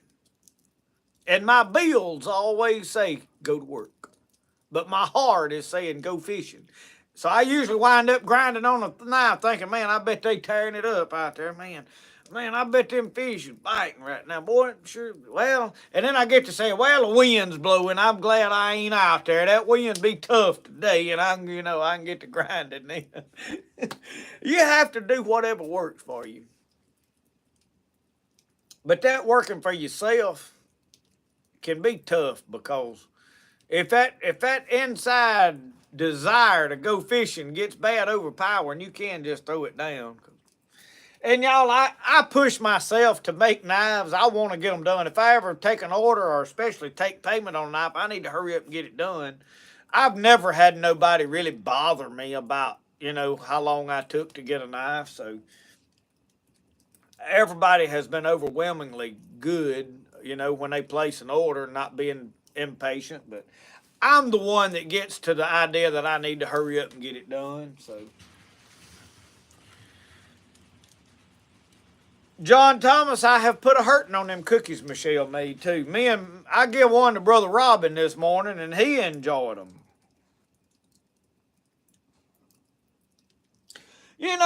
Mike, I ain't even thought about doing that, screwing a couple of boards under the bottom. I don't know why I didn't think about that, but that would, my luck, I'd run a screw just a little tip of it up through the bottom, and then it would, be a problem. I could do that though. I'm sure I could do that. Rosco, what are you looking for out there? It's about time to start weed eating up under here. Y'all see the grass creeping on in? What you been doing, son? You up here looking for more TREATs? Your ears is cold. He was kind of aggravated with me because I went 2 days that I fished all day and he ain't got to go near time. We're going to have to get a trip together. You can go fishing, huh? You like to ride in a boat, don't you? Too many other folks want to fish for Rosco to get to go. Well, as Tommy Litchfield has done showed up in the chat section. He's more popular here than I am. In fact, when he shows up, chat all goes to him, and I can't even get a word in age-wise. Well, Frank Lent, I'll tell you what I need. I need that old rooster that Jerry Clower and them had. Jerry Clower and them had a rooster one time. He said it was a big old Rhode Island red rooster. He said, man, that thing is the baddest thing he ever had. Said, man, he watched that thing stand flat-footed one time and whoop a dog. He said it whooped that dog all over the yard. But he said that was the meanest rooster they had ever seen. And said, in fact, said one time, said there was a chicken hawk swooped down and grabbed that rooster and flew way off over yonder on a hill and lit with him. And he said that rooster whooped that chicken hawk and made him fly him back over there to the chicken yard and put him back where he got him. That's the kind of rooster you need right there.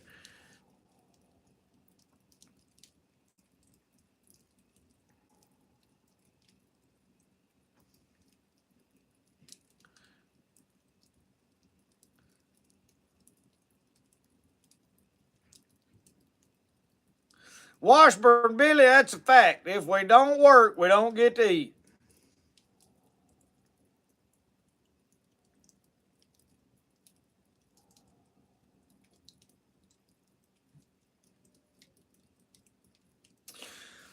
Ways, I've had several people messaging me lately about knives because I had said I wasn't going to take orders. What I'm wanting to do is once I get caught up on some orders, is to start just offering them for sale on Facebook mainly. Now, my problem is usually I wind up on Facebook offering them for sale and you guys on YouTube miss out. So if I wanted to get a website going where I could just build a knife and just put it on the website. I was going to do that with the Etsy store, but for whatever reason, nobody ever gets on the Etsy store. No, I sell very few shirts, you know. I have a link in every video to the Etsy shop, and y'all can buy these t-shirts. There's all kind of stuff on there. But I had put knives on there, and if I ever put a knife on there, it would stay on there forever before somebody would buy it. So I just kind of quit fooling with it. Usually I can put a knife on Facebook, and within 3 or 4 hours, it's sold, usually.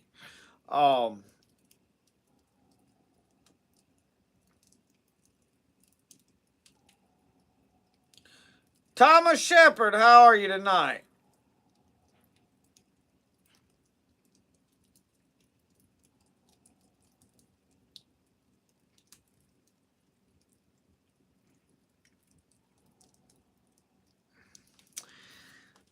Bobby, I have got a video on tying the limb lines. I might could show you with this. I need something to tie it to. Let's see. Hang on. I got a shovel that I've been cleaning out the fireplace. I don't want to get that all on me, so I'm gonna try to. I don't know. I need to hold that, so I don't know. I'm gonna adjust the camera for a minute right here because y'all, this has been. I think this is very important for tying a limb hook. I don't know how to tell you how important it is to me. We always got a loop in here like this, and I'm gonna tie a knot in this so that it more represents what I'm actually using. And then this would be a single line coming down. So basically I would have this loop on the end of my lines.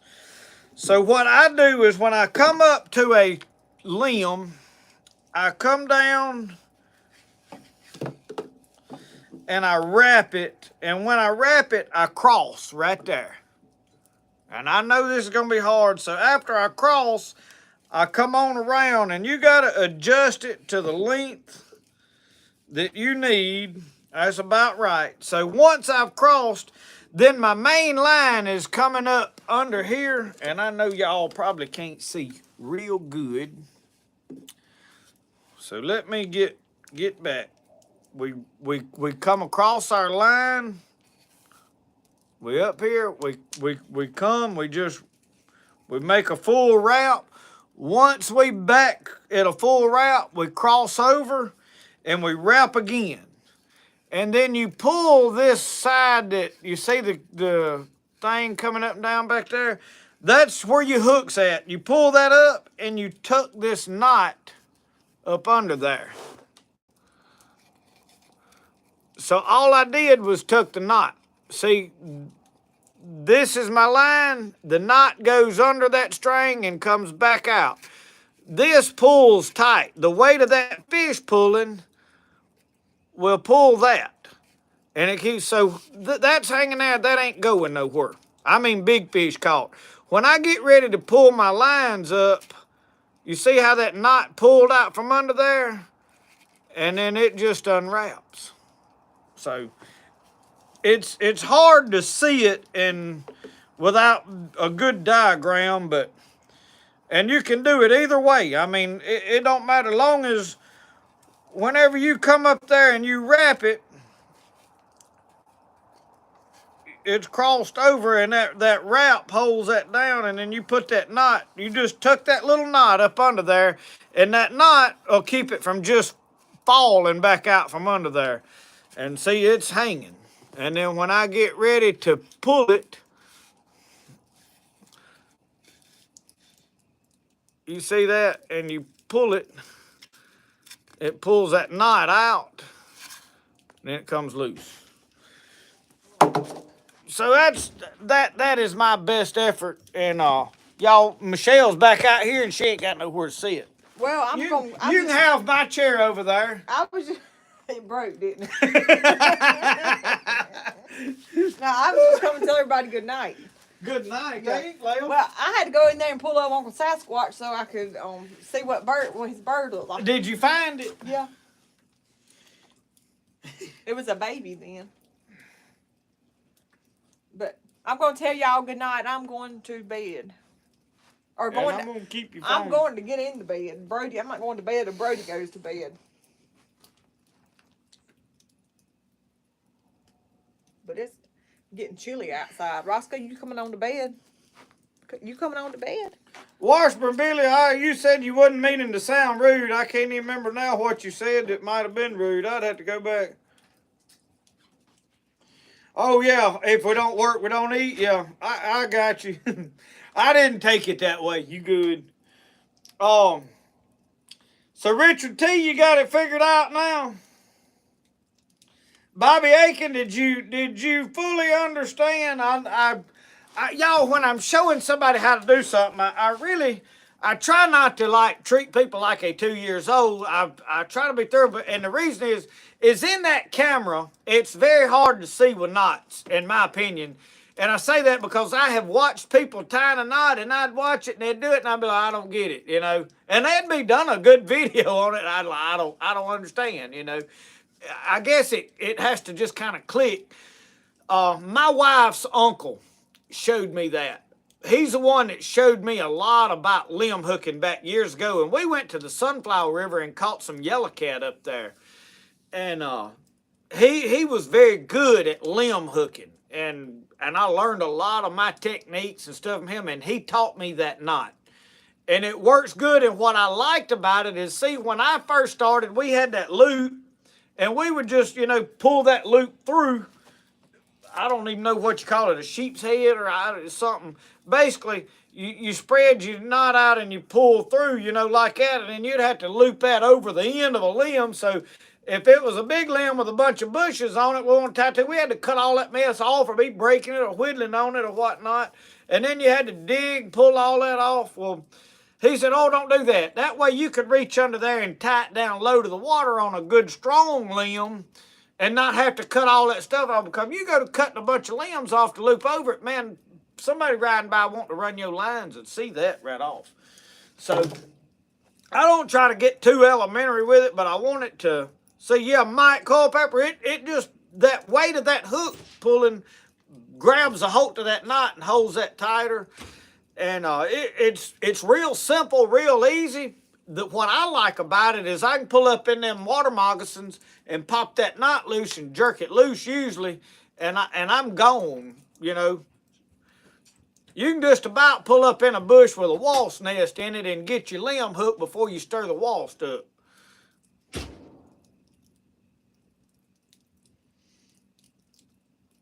But somebody said something earlier about sending me a hook set up. Send it. I'll be glad to look at it and try it, and I might like it. I'm one of them kind of people that a lot of times you hear stuff and they be like, oh, this is the best thing since sliced bread. Well, I don't never just go, oh, yeah, well, I agree with you. I'm like, okay, well, I want to try and see, and I'll try whatever it is. It's like gardening stuff. I have tried a lot of different gardening methods I've saw on the internet. I've went back to what Grandpa and them done because it just seems to be the most practical thing. I have discovered that it don't matter what type of gardening you do, it's work. That theory of a no-work gardening don't exist, not on a productive gardening. The law of the Bible is you're gonna get out of something what you put in it. And that's, you know, that's just a rule of thumb. Anybody that's trying to lead you to believe that there's a method that's more easy and weed free and all, they stretching the truth an awful lot. And I have took a lot of advice from a lot of people, and sometimes it worked out to be wonderful, and sometimes it was terrible. And I have found advice to be terrible, and there'd be other people just jumping up and down, hollering, oh, it's wonderful, it's great, you ought to like it. And the whole time I'm like, I don't like it. It ain't what I like. That's why I say the best way to do things the way you like to do it. I think you ought to try things. I share with people how I do stuff, and I get a lot of advice and comments on try this, try that, try that. I don't have a problem with trying anything. Sometimes I'm a bit hard-headed. If I've got something in my mind that's going to work, I'm going to do it that way to see if my way is going to work. And if it don't, well, then at times I'm fairly open-minded to back up. So I'm going to try something else. And I love to experiment. And one of the prime examples has been deer hides. I know how to make buckskin, and I can successfully make buckskin. But I'm constantly like, well, is this way better? How does this work? What does doing this do? How does it? And I've listened to some bits and pieces of information. Apparently, I did not get all good information or the whole part of the story. And I've tried some stuff this year that cost me a bunch of hides, and I got the information from one guy, and well, I said something about it. Somebody didn't really like it. I said that, so. But what I do is I take this information about whatever it is, if it's fishing, gardening, anything I'm doing, and I'm go, okay, well, does that work? Well, I'm going to try and see. And I try it with an open mind. And if it works, all right. And if it don't, I ain't doing that no more. And I think a lot of times some people, they'll try something just because they liked the person that said it. And they'll keep frustrating and fooling with something, trying to make it work because they think that everybody else is having success with it. I've got to try to make this work and make other people think that it's working for me, when in fact it really ain't working for a lot of people. And I think a lot of the gardening methods that a lot of people are fighting with, anything will work if you put the effort into it and try to make it work. But like these wicking tubs, I like that guy up there in Oklahoma that was making them. He's a likable fella. But I tried wicking tubs for several years, and I don't know what my deal is. I've got about 3 of them, and they do not produce as well. They don't keep water like they should, as well as just a bucket of a big mineral tub full of dirt does. A big mineral tub full of dirt has grown the best, most tomatoes and all out of raised bed container situations.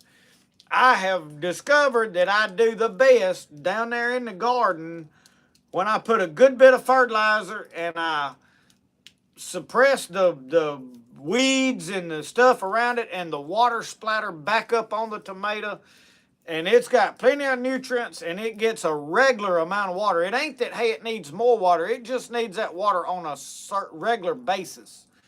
And I've done the best down there in the garden with tomatoes than I do.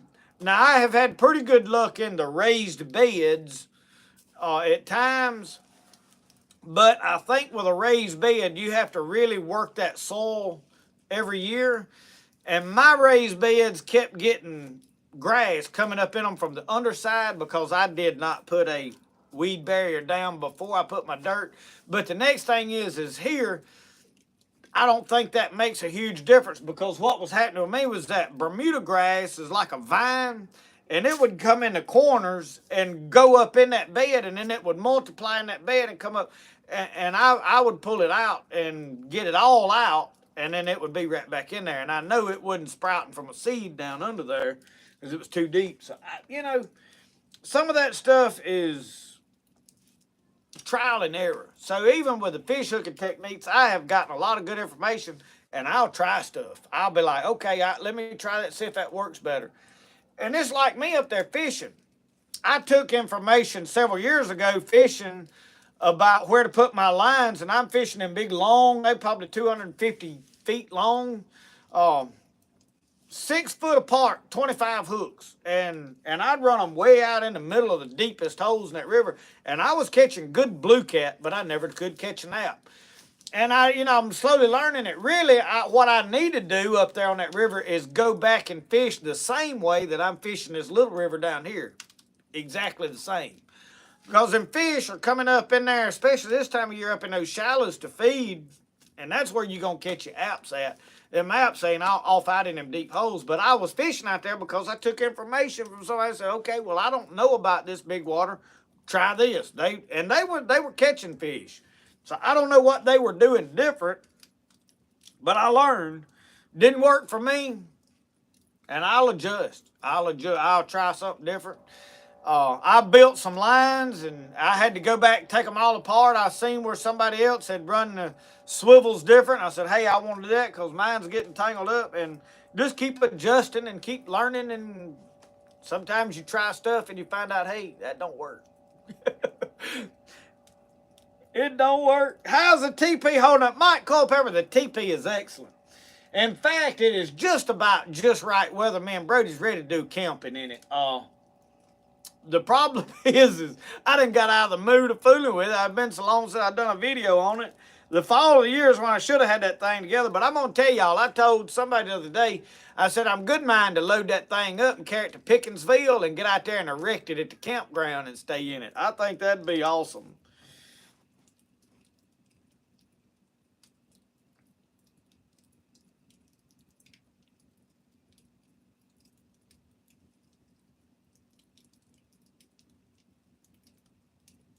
Suzanne offered, hi from the Copper Coast of South Australia. Nancy Pierce, I have not tanned any of my beaver. They're froze, and I have got to get them out of the freezer. So that is one of the things I've got to do here in the near future is pull out a lot of that fur out of my freezer and get it tanned. And at this point, I don't have time to be messing with it. But if I fool around and let it get hot, it's not going to do good. But one of the things that happened to me this year, tanning hides, is I decided, listening to this fellow's information, that I needed to warm up my solution because the way he said everything, I took it that he was warming it up and using it warm. And I ruined several hides because there is a fine line between, and I'd put my hand in it before I put a hide in there. And man, it just ruined, and it really just sucked the life out of me. I was like, what? And I got aggravated about it. But the tannin solution that you use really has no, the success of tanning a hide comes into prep work, in fleshing that hide good and getting all the membrane off, and then you can tan it with anything. You can tan it with oil and soap, you can tan it with egg yolks, you can tan it with brains, you can tan it with a commercial tanning solution, and ain't none of it gonna make a hill of beans worth of difference. The commercial tanning lotions just make it a more sure and guaranteed bet that you're gonna get a good product. The only difference is you can't step back and say, oh, this is naturally organically brain tanned, like the Indians done it or whatever. So I think that's a huge difference there. And then the next thing in the success is how much working it you do in the stretching process as it dries. And that's where I have a problem. Because way too many times something comes up and I've got to go to the town, or I've got to go do this, or, you know, I've started tanning this hide and now I've got this going on and I can't be here, and that has cost me I don't know how many hides. So that's my struggle with tanning hides. But now the raccoons and stuff like that I have tanned done really good.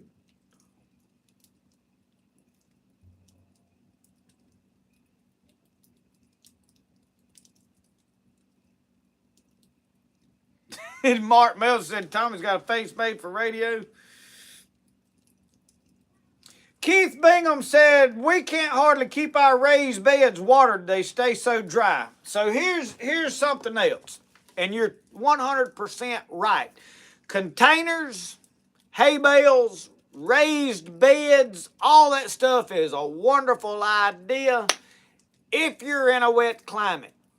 As it gets dry here in the summer, you got to put 10 times as much water in it as I do my tomatoes down there in that garden, because I picked a spot that is down the hill, somewhat holds some water down there, ain't as dry as up here on this hill, and it don't dry out as fast. When it gets mid-June, right at harvest time, June into July, and you picking tomatoes left and right, it is hot. It's raining very little, and your water bill's going up like this. The more stuff is up out of the ground, the more it's draining water out.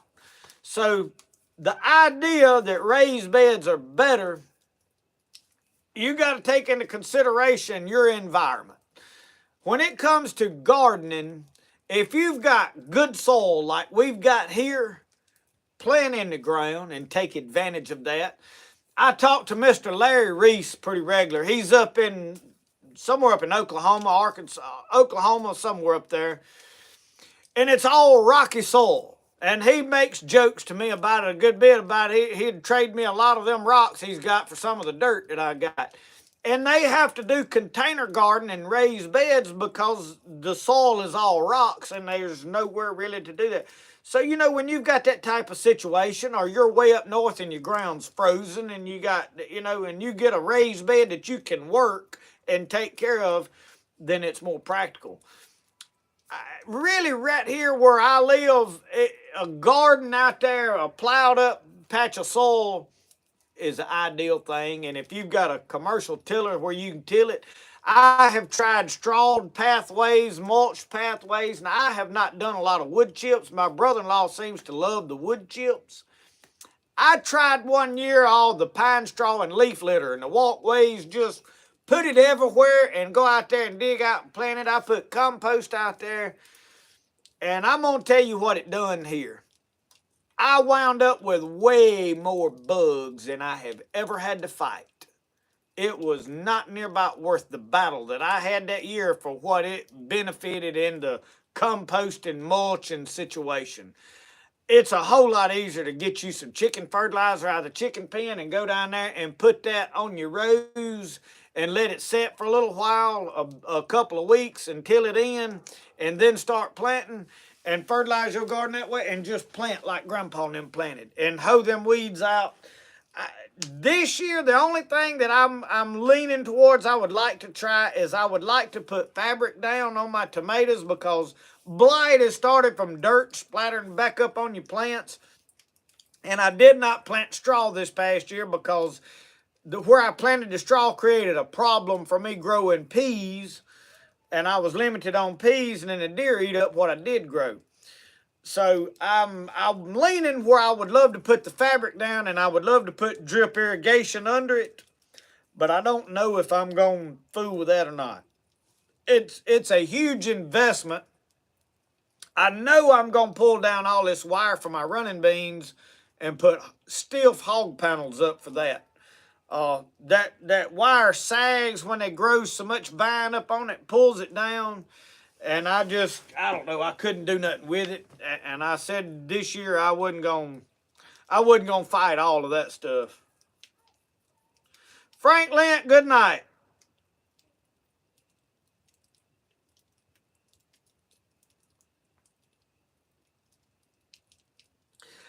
I tried the cardboard boxes one year in my pathways and put pine straw on top of them, and I put 6 inches of pine straw, maybe not quite 6 inches. I had a good 4 inches of pine straw, and I literally within several months I had grass growing sideways out from under that stuff, coming up through cracks in places.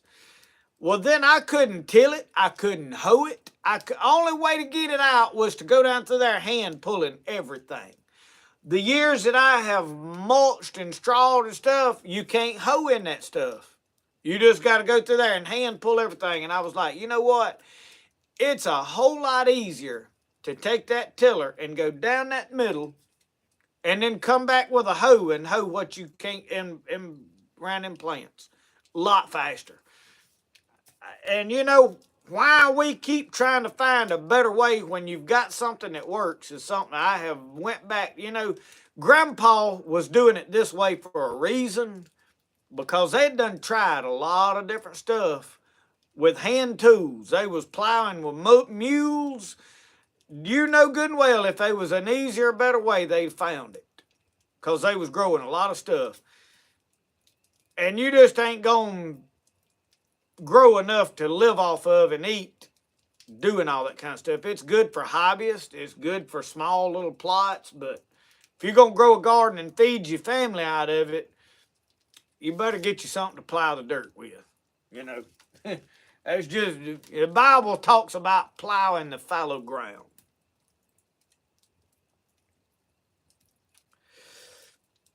Yeah, Keith, every time I have tried to put some of that stuff here you got to think about it. When I cut the grass and them seeds start floating around out here in the air and they land down there and the wind blows them over toward the garden, them things are sprout on top of mulch.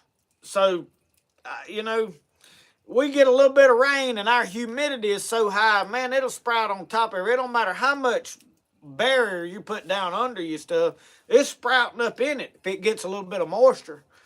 I mean, I have went out there and looked in my boat that I had, one I wasn't fishing in. I had willow trees growing, this tall pine trees growing out of some grass clippings that had blowed over in the boat and washed down to a corner, and it was growing stuff in a boat.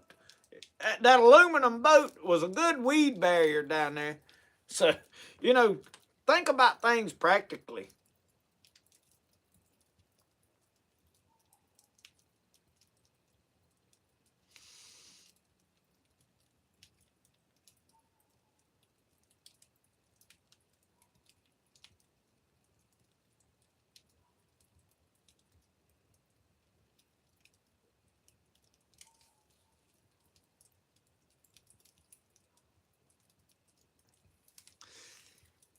David Russian, if he was putting newspaper down in there, it had to be some thick stuff, because the newspapers we get, you read both pages at the same time, you know, front and back. They mighty thin.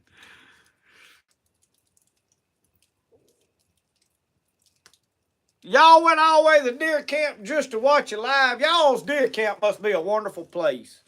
I'm gonna have to come up there and hang out at that deer camp. I'm gonna tell y'all what I'm gonna do at some point here before long. I want to do it before it gets hot. We missed our cooking of stew and such back to fall. I'm gonna make another run sometime here a little later when the catfish is really biting good to Tom Bigby, and I'm gonna go up there and catch a bunch of catfish, and I'm gonna bring them back somewhere and cook them. Probably I can either do it at the cabin. Uh, I don't know what the campground up there would say about me renting a spot and letting everybody come up there and eat at the campground, have a cooking at Pickinsville. I don't know.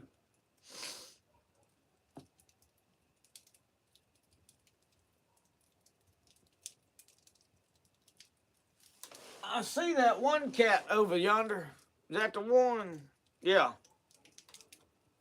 That cat. Roxanne kept that cat in hiding, and in the last week, it's been out rambling all over everywhere.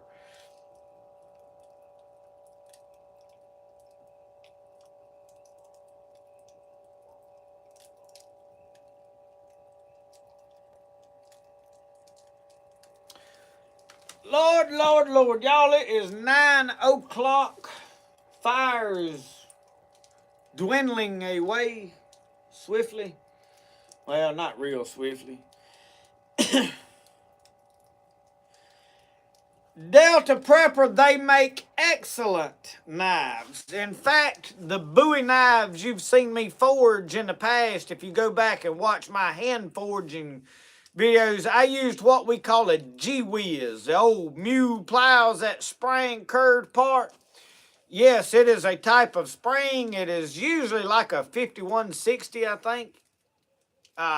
It may be 1095, some of it, but it's a good steel, and makes excellent knives. Makes excellent knives. Philip Greer, I have got to get the mulls loaded. If I hadn't been fishing all this week, I would have done shot it. But yeah, I've got, and I tell you what else I got to do. I've got to build a ramrod for the 36 and shoot it. I cleaned it, but when I had shot it, when I broke that ramrod, and I haven't had a way to really, really clean it good. So yeah, I've got to take some time and do some black powder stuff, and with the weather getting back a little warmer through the spring, that's probably some stuff we need to do around the TP. I've still got some. I wanted to finish my fire building stuff, but y'all, I get so much going on that I get distracted, and I don't know. I got too many irons in the fire, literally. Y'all realize I have been all winter and not fired the forge up. Now we already back to spring, finna get back warm weather, and I have yet to really fire the forge up and forge a knife. So I'm wanting to do that. I'm wanting to forge some stuff, and I'm gonna wind up doing it in the summer. I can see that already, which I reckon I just have to do. I ain't got no choice. Nancy, good night. Thank you for watching. Raymond Rogers, I ain't got nothing cooking on the fire. I just built a fire because I had some wood over there that needed burning, and I got some bark. When I was splitting that hickory, some of the bark was breaking off, and I got a pile around there of bark, and I need to put it on there and finish burning. I was just trying to burn it up. Danita Randolph, good night.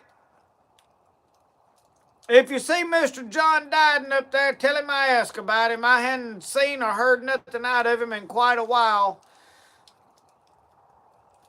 Jerome Smith, good night. So y'all, I am fixing to close down live tonight. We've been going at it long enough. Most everybody's tired of listening to me yap. I do appreciate all of you tuning in. David the Bark Hides, I really don't know. I hadn't looked at them, and well, Danita, if you talk to him, tell him I asked about him. Tell him I have. I don't know if he's getting to watch anything or not, and that don't matter. I just tell him I ask about him. But anyway, y'all, I am fixing to close this down, and hopefully I'll have a video. I don't have one to put out in the morning. I didn't film anything today. Tomorrow we will film just in time, and I may get something filmed and put it out late tomorrow evening. I don't know. Depends on what we do. Me and Brody's going to do some homesteading work tomorrow. I got some cleaning up around the yard and stuff that's got to be done. Limbs need picking up because the grass will be up before long, and I need to cut it. My mom and dad's been cutting trees down out of their yard, so they've been cleaning up and disking up and doing some stuff, so I need to get some prep. I've got a dead pine tree out here that needs to come down, so I really need to get this wire up out of my garden. I'm going to pull all them fence posts and a lot of that junk out, and where I can cut that tree and throw it over in my garden, and then I got to drag it somewhere and saw it all up and just burn it. It's just a dead pine tree. But anyway, a lot going on, as always. But thank y'all for watching Spirit of the Outdoors. I am so happy that y'all join in and listen to me talk and take so much enjoyment out of it, because it is a thrill for me. Remember, the best way to do things is the way you like to do it. We'll see y'all. Y'all have a good one. We'll be back for long. Don't worry.